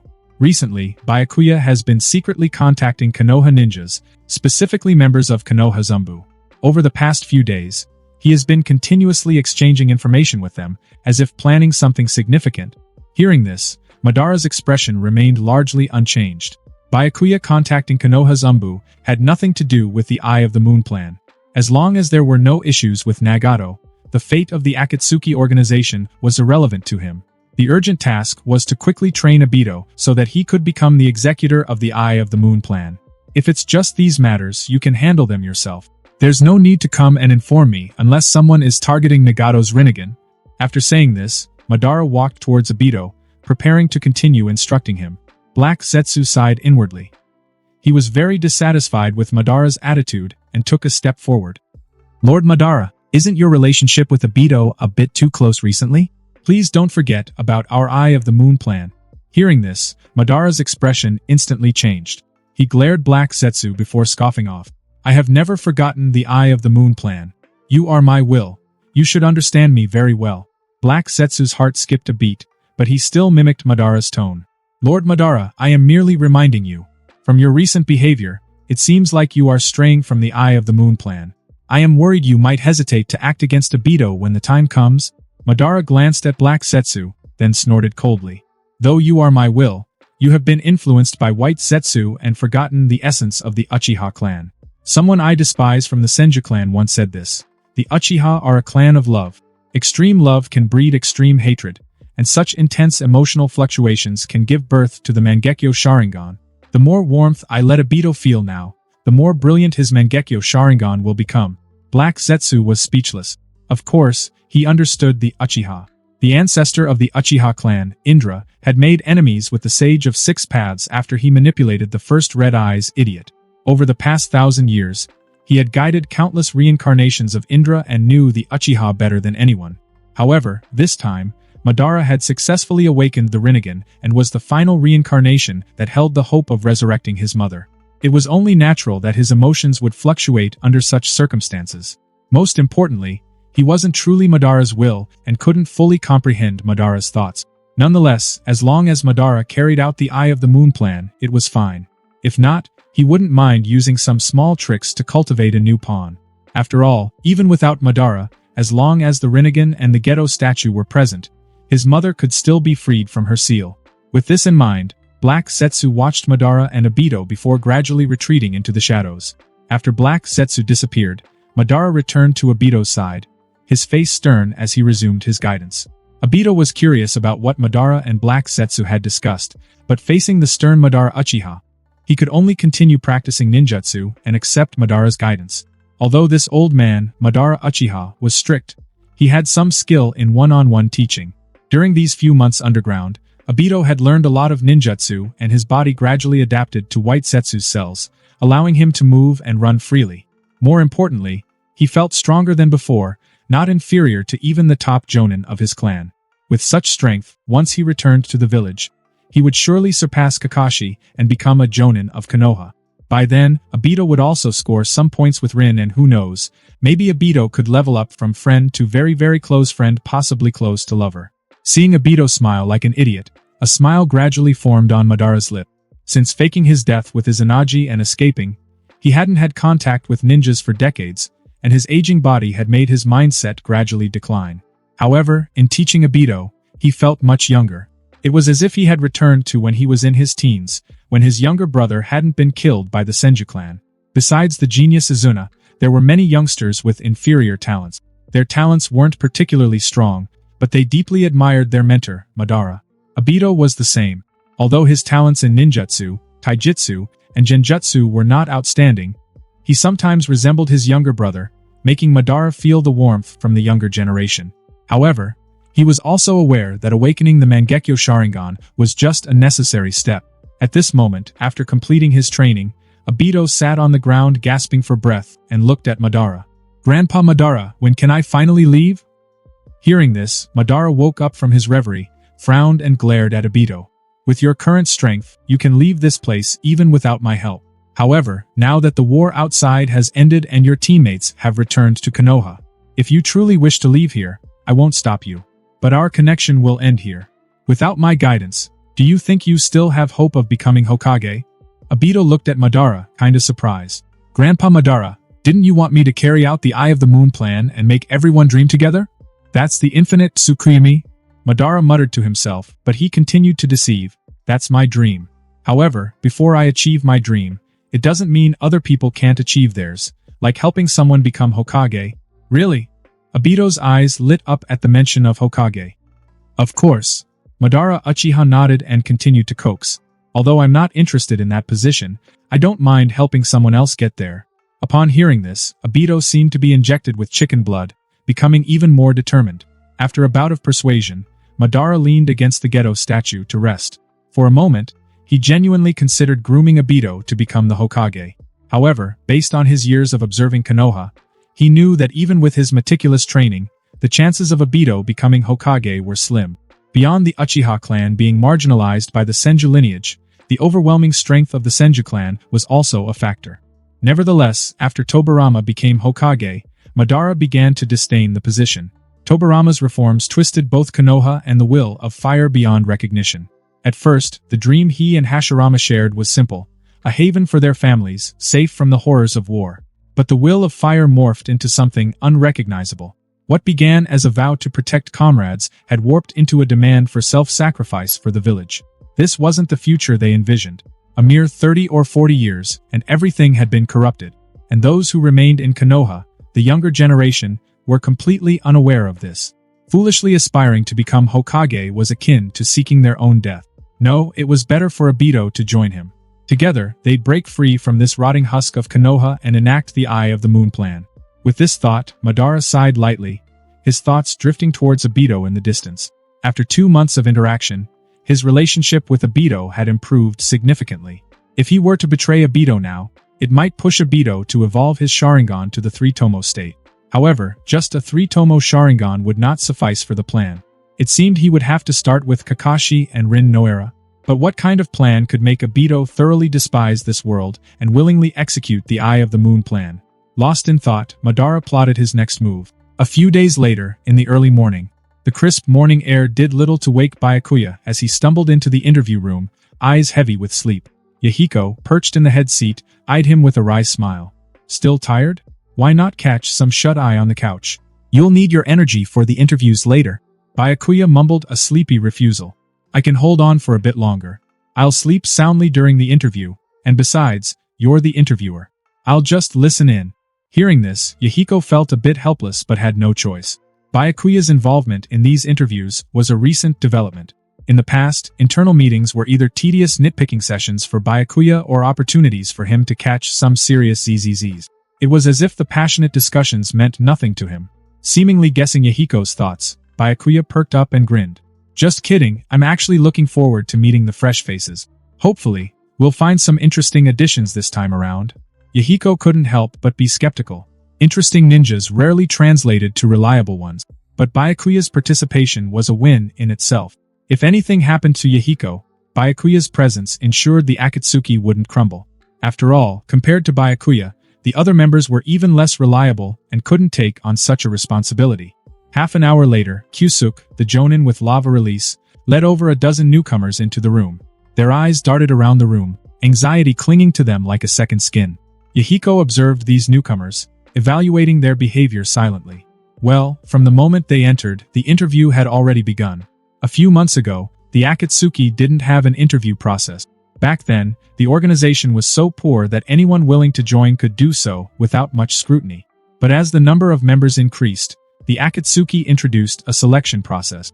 This was to test if the new members truly wanted to join the Akatsuki. After all, not all ninjas joined for the organization's ideals. Many were drawn by the benefits of exchanging jutsu and resources. The presence of these individuals gradually diluted the purity of the Akatsuki. Initially, Yahiko was unwilling to believe this, but after several internal conflicts, he realized this was a growing pain the Akatsuki would inevitably experience. Yahiko had asked Byakuya about this issue. Byakuya offered 2 suggestions. Kill, or implement a selection process to reduce such incident. Naturally, Yahiko chose the latter. He disliked killing and had never taken a life. If they could discourage ninjas with weak resolve during this process, it would be ideal. The selection process was straightforward. Yahiko would first ask some basic questions while Nagato, his Rinnegan activated, probed for any telltale signs of deception. If they passed muster, the Akatsuki welcomed them with open arms. Byakuya had no interest in the questioning process and kept yawning in his spot. Aside from this Q&A, he had a better way to conduct the selection. By turning off the blocker for low-level ninjas, each new member who joined the Akatsuki would receive corresponding system rewards. By simply evaluating the type of rewards, Byakuya could roughly discern the true identities of new members. Simple and efficient. Genin Fujiwara joined the Akatsuki. You received a water-release chakra fragment. Chunin Sasaki joined the Akatsuki. You received the ninja art, Super Beast imitating drawing. White Zetsu joined the Akatsuki. You received the Mayfly technique. Byakuya's joy was short-lived. Upon receiving the rewards of the Super Beast imitating drawing and the Mayfly technique, he opened his eyes and looked at the new members being interviewed. A water-release chakra fragment was fine. It was a common reward typically dropped by low-level genin. But the Super Beast imitating drawing was a secret technique of the root, never used by ninjas outside of Konoha. This meant that Danzo had placed other spies in the Akatsuki besides himself. This indicated a lack of trust in him. As for White Zetsu and the Mayfly technique, there was no need for further identification. Their very names revealed their origin, indicating Madara's overt surveillance. This was a blatant insult, a clear message of distrust in Byakuya. Who the hell they think they are? Despite his internal complaints, Byakuya didn't expose these spies immediately. Instead, he closed his eyes again, planning how to make use of them. Since they had joined the Akatsuki, regardless of their true identities, they would have to contribute to the organization. Soon, the interviews for the new members concluded. Yahiko and Nagato seemed unaware of these spies, which made Byakuya question the Rinnegan's capabilities. The Rinnegan should be able to sense good and evil, even extracting souls for interrogation. But quickly, Byakuya realized it wasn't Rinnegan's fault, but rather that Nagato hadn't yet mastered it fully, unable to utilize its full power. After all, Nagato wasn't the true owner of the Rinnegan. Many of its secrets were known only to Madara. No, even Madara might not know everything about Rinnegan. After all, he had awakened the Rinnegan much later in his life, and right after some time, he implanted them in Nagato. Anyway, after the new members were led by an Akatsuki Jonin to retrieve their uniforms from the warehouse, Byakuya approached Yahiko and Nagato. Yahiko, remembering the earlier joke, smiled at Byakuya. "What are your thoughts on the new recruits? Any promising prospects?" Byakuya looked at Yahiko and raised his brows. "How about spies?" Yahiko's expression immediately turned grim. "You're saying there are spies among them? Nagato and I tested them, and they didn't oppose our ideology." Byakuya shook his head before responding calmly. "Not opposing our ideology doesn't mean they aren't spies. To achieve their goals, they can pretend to be exactly what we need." Yahiko took a deep breath. "Which ones are spies? I'll expel them from the Akatsuki immediately." Byakuya shook his head slightly. "Expelling them is unnecessary. Even if we kick them out, new spies will infiltrate. It's better to make the most of them and let me train them. When life gives you lemons, make lemonade." Since Madara and Danzo were so generous to lend their fighters and gifting Byakuya some unique jutsu, he would definitely make good use of them. "You're going to handle these spies?" Yahiko raised a brow. Then, as if making a firm decision, Yahiko nodded and showed a thumbs up. "Byakuya, try to make it quick for them. Don't torture them too much." "Yahiko, you've actually developed a killing sense." Byakuya was surprised. He then realized Yahiko might be misunderstanding something before he quickly explained, "I won't torture them." "Then I'm relieved." Yahiko gave him a knowing look.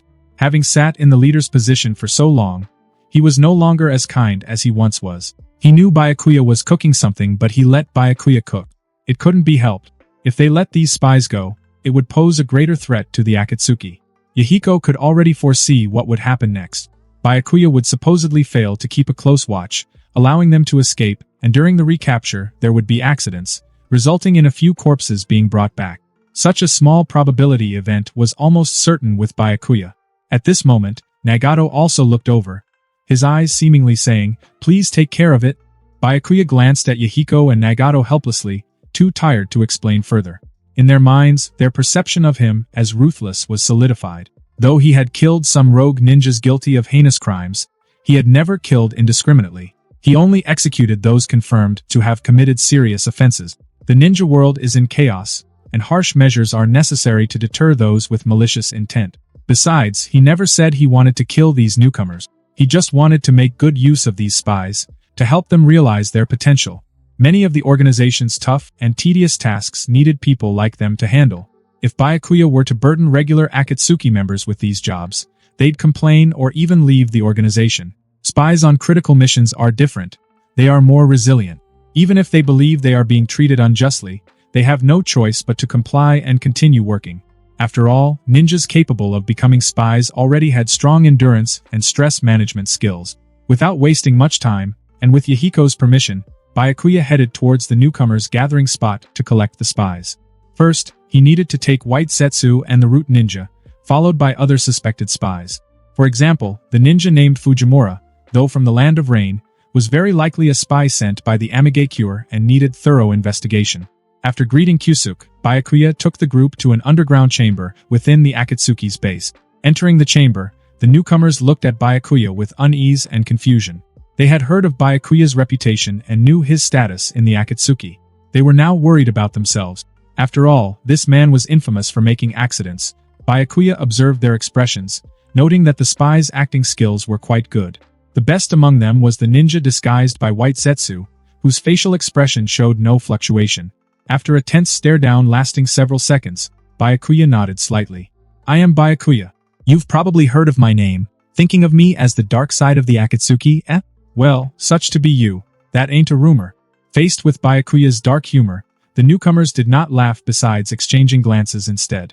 Compared to Yahiko, who stands in the sunlight, I indeed often operate in the shadows. But I believe the light in my heart is no less than Yahiko's, perhaps even more. Anyway, back to the you.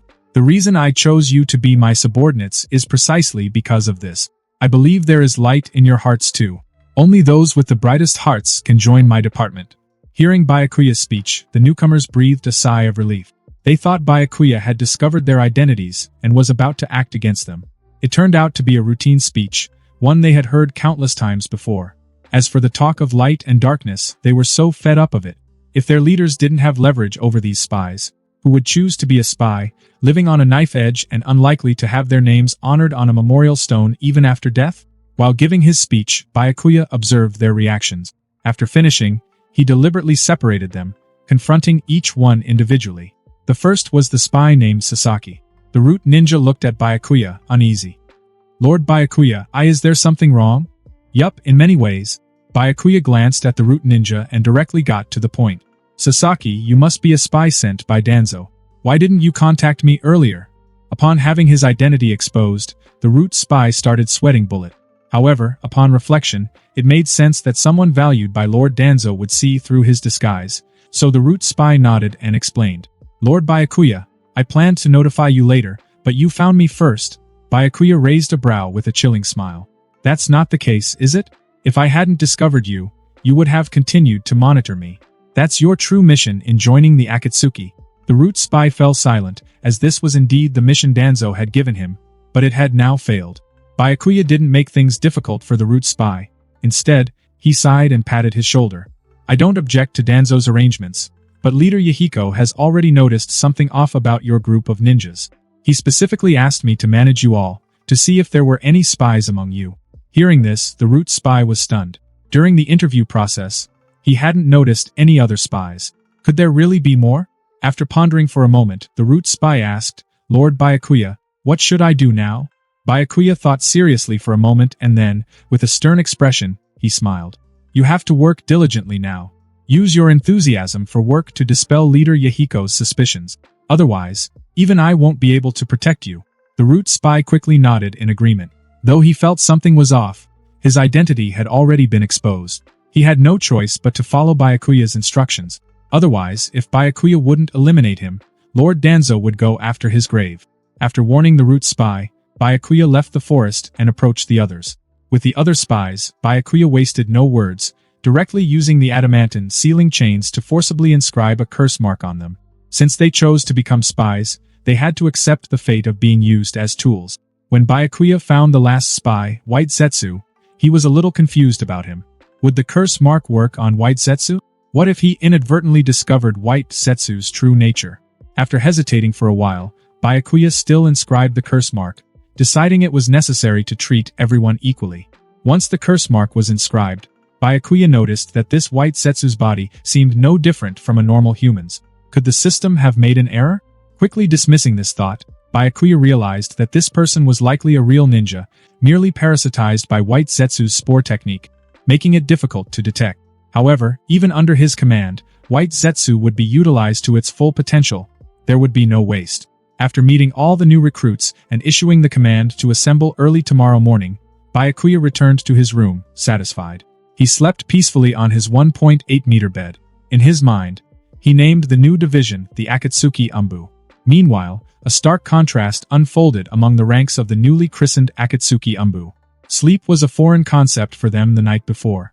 They didn't know what tomorrow would bring or if there would even be a tomorrow. Unlike the battlefield where death was a familiar prospect, here, with their identities exposed and the stigma of being spies clinging to them, the specter of death felt cold and unforgiving. After a night of worry, they arrived at yesterday's training ground. Each of them had dark circles under their eyes and looked uneasily at Byakuya standing in the center. Next to Byakuya stood a figure with red hair, likely a medical ninja judging by her attire. This made them more convinced that Byakuya was there to torture them. After all, torture inevitably led to injuries, and the presence of a medical ninja could prolong interrogation. Strangely, Byakuya did not reveal their identities nor did he kill them immediately. He simply pointed behind him to the rainforest before issuing the order. Do you see the mountain back there? Your task today is to clear the trees on that mountain. Upon hearing this, members of the Akatsuki Umbu furrowed their brows, not understanding Byakuya's intentions. However, since last night they had been cursed and had no way to resist, they could only obey Byakuya's orders and clear the rainforest. Clearing the rainforest was no easy task, even for ninjas trying to deal with bushes and vines. After all, a ninja's chakra is limited. Once deprived of chakra, they are not much different from ordinary people, and doing the same work as ordinary people is humiliating for ninjas. Still, under Byakuya's watchful gaze, they gritted their teeth and attacked the undergrowth. They tirelessly cleared a path in the mountains and used ninjutsu to gather the wood, transporting it back to the Akatsuki base. After working the entire morning, the members of the Akatsuki Umbu finally heard the command to rest. Returning to the makeshift camp, they saw lunch laid out on the table. Vegetables and meat, truly a generous spread. The nearby Akatsuki members eagerly served them, showing no hint of looking down on them. Moreover, injured members among them received medical attention from Akane. These actions left them puzzled, their eyes showing disbelief. What does Byakuya really want to do? Hasn't he revealed our identities as spies? Or does he intend to use this kindness to extract information from us? They wondered. This confusion wasn't just among the Akatsuki Umbu. It extended to Yahiko and Nagato. After Byakuya revealed the new members' identities yesterday, although they said they would leave it to Byakuya to handle, they were still concerned about what would happen next. But after observing the morning's events, they were perplexed. Didn't Byakuya say most of these people were spies? Why hasn't he interrogated any of them and instead brought them to clear land behind the Akatsuki base? Could this be some new form of torture? It didn't seem like it. After pondering for a moment, Yahiko turned to Nagato and asked, "Nagato, Byakuya is your clansman. Do you know what he's trying to achieve?" Nagato shook his head at first, then replied confidently. He might be planning to work them to death. With the intensity of this labor, and without adequate food or water, they won't last long. Yahiko was about to nod when he noticed the provisions at the camp. "Do you think this food is lacking? It seems better than what we had a few months ago." Nagato fell silent. He didn't have much education and wasn't sure what was really going on. At that moment, Byakuya, who had long noticed Yahiko and Nagato's presence, walked over and patted Yahiko on the shoulder, saying, "Leader Yahiko, didn't you leave them to the dear Olmi? Why have you come over?" "I was a bit concerned, so I came. Your handling of this situation has surprised me a bit. I thought you might just—" Yahiko hesitated, but his meaning was clear. Byakuya glanced at Yahiko and coldly huffed. "Leader Yahiko, as our senior, you should stop believing in those rumors. I am not someone who casually kills, even if they are foreign spies. As the leader, you should still remember the ideals of the Akatsuki. Our Akatsuki organization strives for mutual understanding among people. Our ideal is to create a world without conflict and unite them together. So even though they are spies, I am willing to give them a chance to communicate. After all, hatred will only continue if we don't cooperate. I have convinced them, and they are willing to work for our organization without needing any reward. Leader Yahiko, when did you forget all this?" Byakuya's words sounded logical and were indeed things he had previously said. However, Yahiko couldn't shake the feeling that something was amiss. While he advocated for peaceful communication, these were spies sent by major powers. Could they be persuaded so easily? There must be something wrong with the process. Yahiko contemplated deeply, focusing on the communication aspect. He persuaded others by emphasizing the benefits of cooperation and the consequences of non-cooperation. Byakuya might resort to force, forcing compliance. Thinking of this, Yahiko's gaze at Byakuya became strange, unsure of what to say. He thought Byakuya would have killed them all, but he didn't. Instead, he used the Akatsuki's ideals to convert these people, completely exceeding Yahiko's psychological expectations.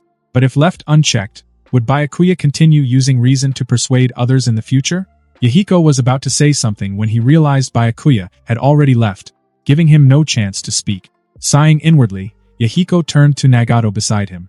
"Nagato, what do you think of Byakuya's approach?" Nagato pondered for a moment before nodding. "I think Byakuya is doing well. He's implementing the ideals you've talked about, Yahiko, and this time, he really didn't kill anyone." Hearing this, Yahiko felt a chill in his heart. Even Nagato was being influenced by Byakuya. However, seeing Byakuya getting along with the new members, Yahiko decided to keep his thoughts to himself for now. Using such methods against spies was one thing, but it couldn't be applied to regular members.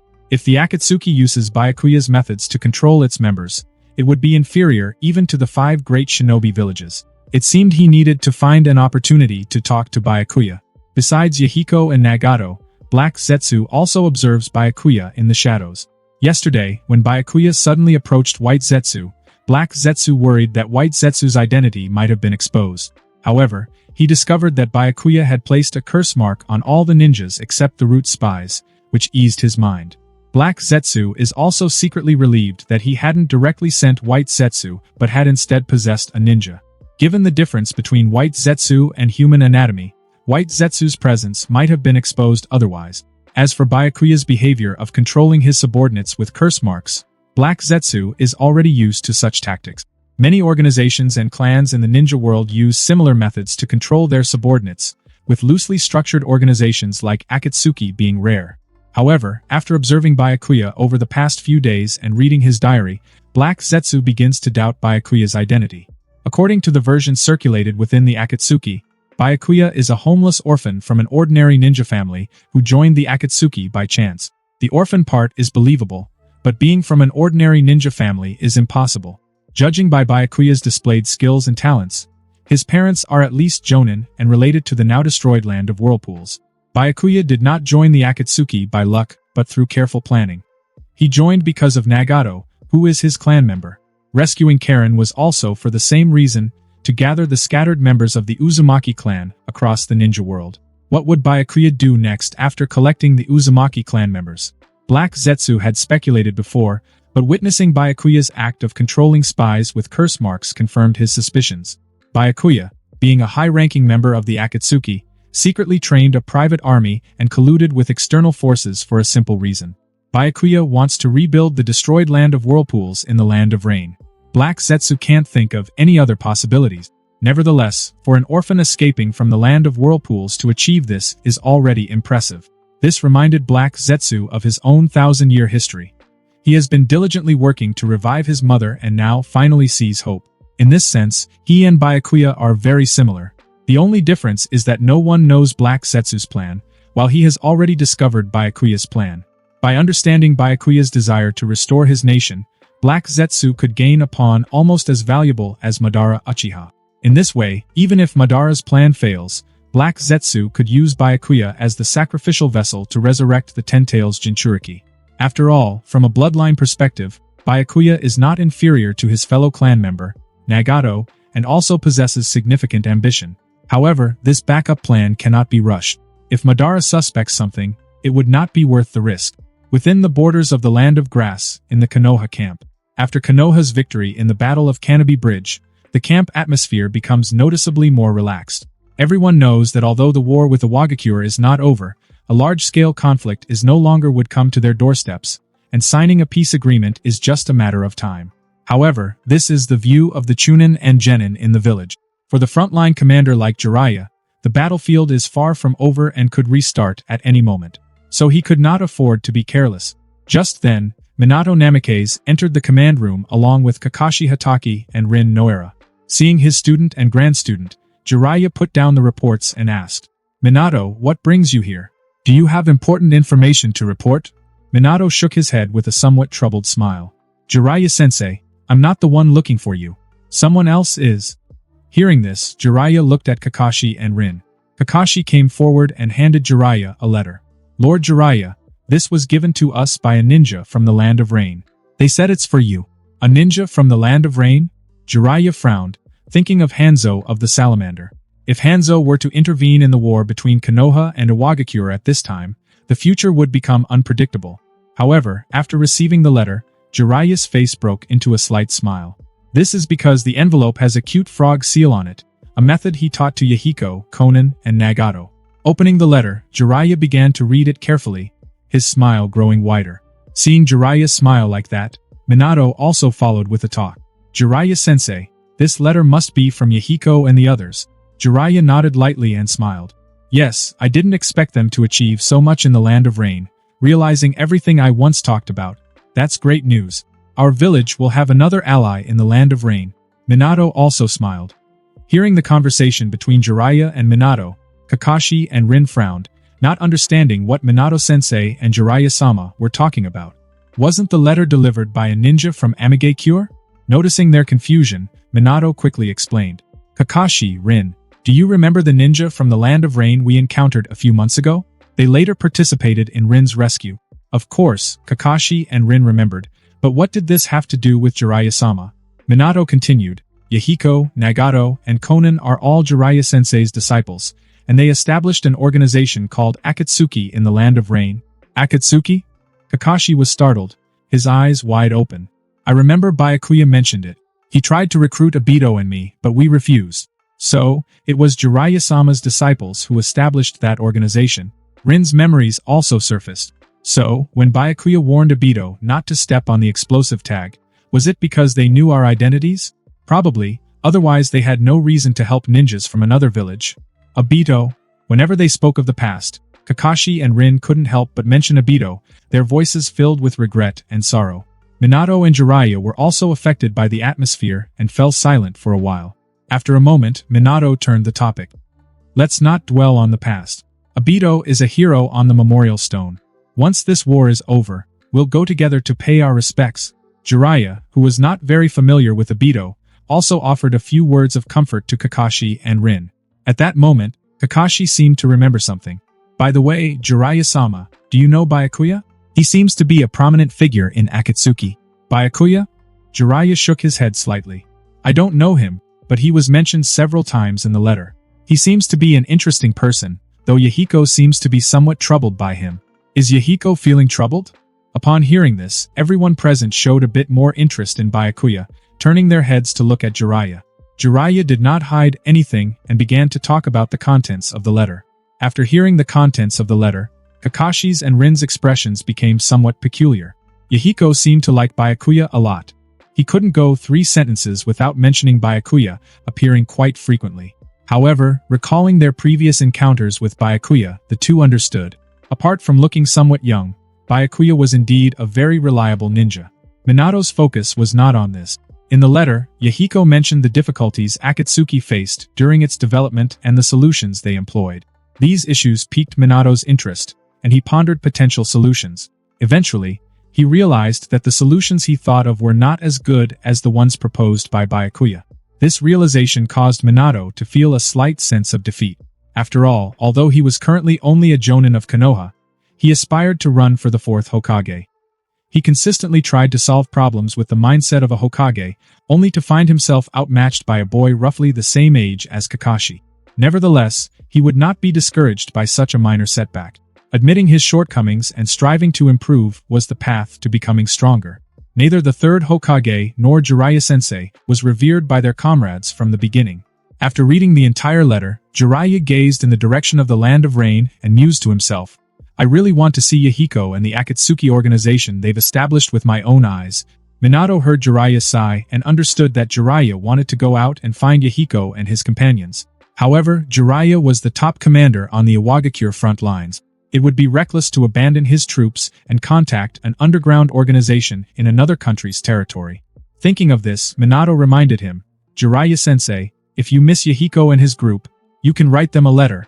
Didn't the previous communication frog get lost? You can send a new one this time. Thanks to Minato's reminder, Jiraiya gradually came to his senses. It is true that, with his current status, he couldn't appear in the Land of Rain. Doing so would not only alert Hanzo the Salamander but also implicate the Akatsuki organization. However, just receiving news from Yahiko and the others already made Jiraiya very satisfied. After politely seeing off Minato and the others, Jiraiya began to write a reply. As he wrote, memories of the past surfaced, bringing a faint smile to his lips. After some contemplation, Jiraiya erased the criticisms of Akatsuki from the letter. He simply expressed his concern with a few greetings, avoiding topics related to ninja villages or countries. Once the letter was finished, Jiraiya summoned a toad from Mount Mayaboku. Watching the toad swallow the reply, he continued handling the military affairs on his desk. Jiraiya was very content with his current life. Both of the prophesied children he had been looking for had become capable ninjas. Perhaps in a few more years, peace would finally come to the ninja world. He just wasn't sure if he would live to see that day. Jiraiya's good mood didn't last long, as it was interrupted by Minato, who had returned with a grave expression. Seeing Minato's serious demeanor, Jiraiya had a foreboding feeling but remained calm. Minato, what's the matter? It's information from the village. Kirigakure of the Land of Water has launched a large-scale invasion of the Land of Fire. Kirigakure has invaded. Jiraiya was struck as if by lightning, his expression turning extremely grim. The invasion by the Hidden Mist Village was certainly not good news for Konoha. In this ninja war, Kirigakure had been the only village that hadn't attacked Konoha.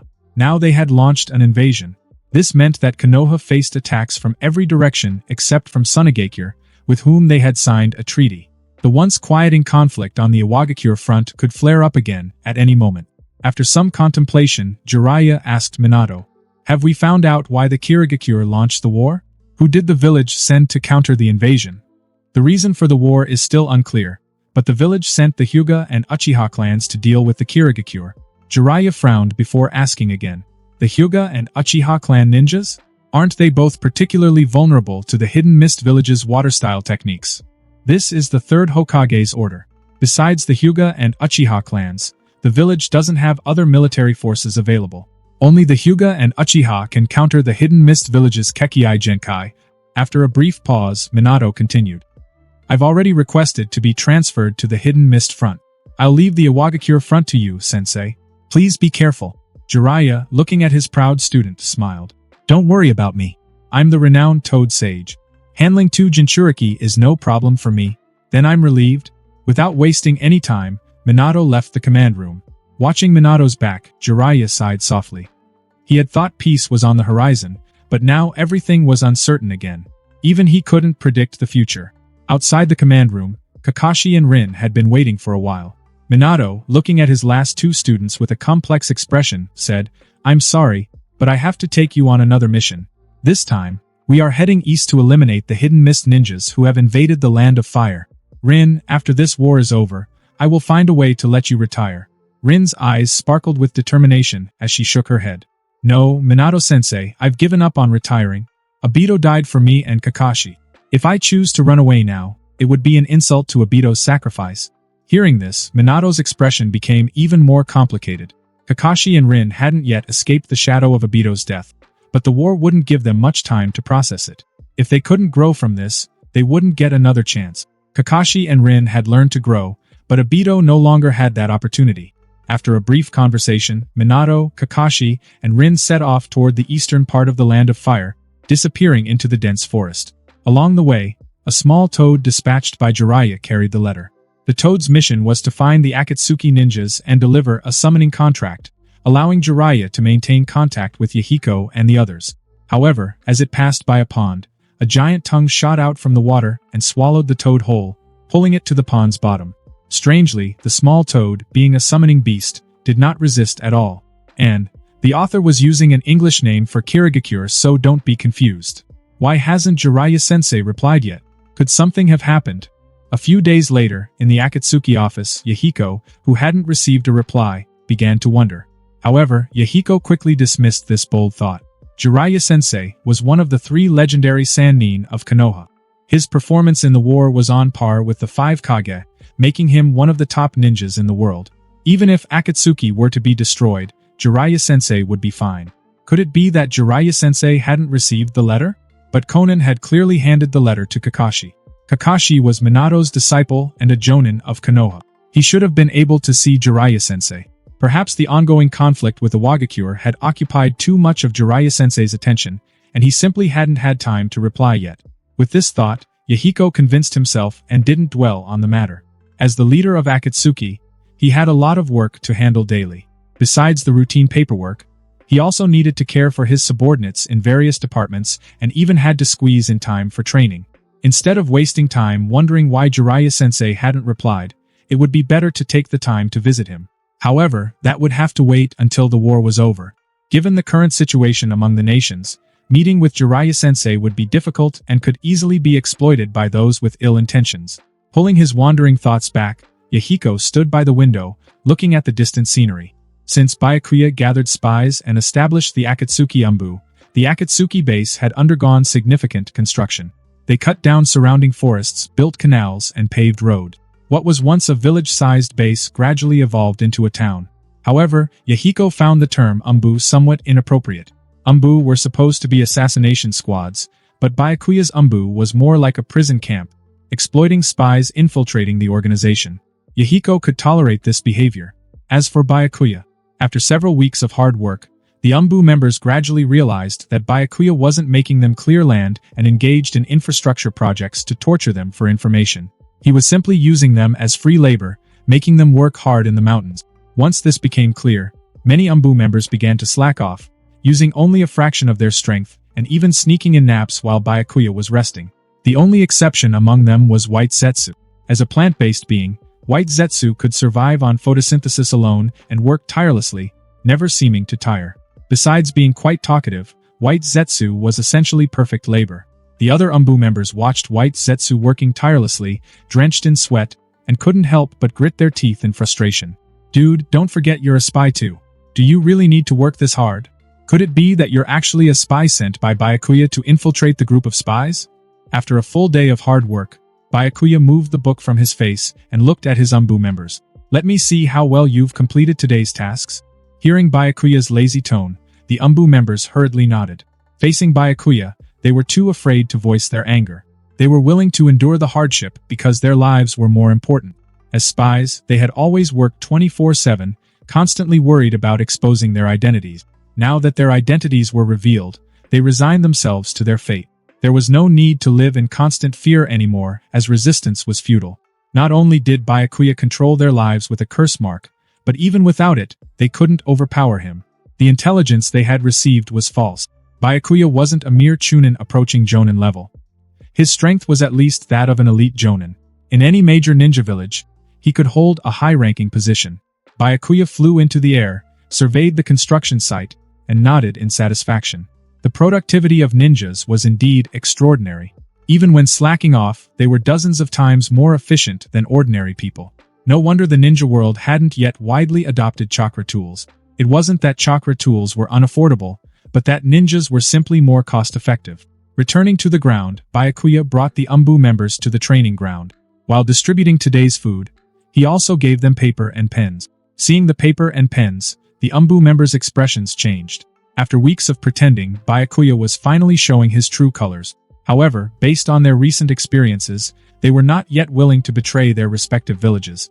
They were ninjas with strong beliefs, and even facing death, they wouldn't sell out their villages. Byakuya took note of their expressions. He didn't actually care about the information they held. If he truly wanted intelligence, he had Nagato's Rinnegan's backing. Nagato's interrogation techniques were highly efficient, capable of directly extracting souls for questioning, though it did tend to be lethal. Moreover, judging by the chakra levels and ranks of these individuals, Byakuya realized they might not even know as much about their village's secrets as he did. There was no need to extract intelligence from them. After a moment of contemplation, Byakuya's cold voice broke the silence. We, the Akatsuki, are a humane organization. You've been here for 2 weeks now. It's time to write home and report your safety. Hearing this, the UMBU members were stunned. Byakuya wasn't interrogating them. He was allowing them to send information back to their villages, fulfilling their mission of infiltrating Akatsuki. But during their time in Akatsuki, all they had done was work and sleep. They hadn't had any opportunities to gather intelligence. They didn't know what to write, and they doubted whether Byakuya would alter their letters. They even suspected that Byakuya was giving them this chance so they would work for Akatsuki a few more days. After all, many of them had weaknesses back in their villages, in addition to Byakuya's curse mark on them. Seeing through their thoughts, Byakuya continued. Rest assured, I won't read or alter your letters. Akatsuki is not an enemy of the major ninja villages. We just want to stay peacefully within the Land of Rain, protecting the civilians here. These past few days, you've observed Akatsuki and know we harbor no ill intentions. Peace-loving my ass. A peace-loving organization identifies spies and instead of punishing them, it uses the spies for manual labor like animals and also implants the cursed seal on them. But seeing Byakuya being so forthright, the UMBU members could only exchange helpless glances before they began writing their reports. Whether or not their letters would be intercepted, they genuinely wanted their superiors to know about their current predicament. If their villages could rescue them, that would be ideal. If not, at least it would serve as a warning to future infiltrators that Akatsuki, despite being newly established, had the ability to identify spies. As for whether Akatsuki had ambitions, they couldn't be sure. Byakuya kept his word and did not spy on the information these individuals had written.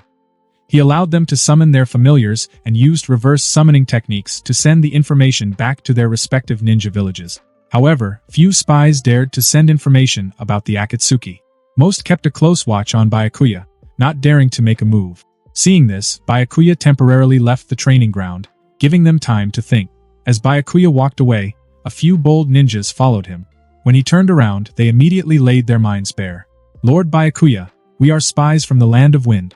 Hearing this, Byakuya glanced at them before replying. "I know you are spies. I gave you ample time to transmit information. Isn't that your goal in infiltrating the Akatsuki?" The spies from Sunagakure exchanged glances, hesitating before shaking their heads helplessly. "We came because we want to join the Akatsuki." Byakuya was taken aback, but showed no commanding presence. He then asked, "Aren't you already members of the Akatsuki and part of Mayumbu?" "We truly want to join the Akatsuki, the real one. After our experiences these past few days, we feel the Akatsuki is the only real ninja organization. The 5 great ninja villages can't compare to the system of this small organization." Byakuya responded indifferently. "Come straight to the point and explain properly."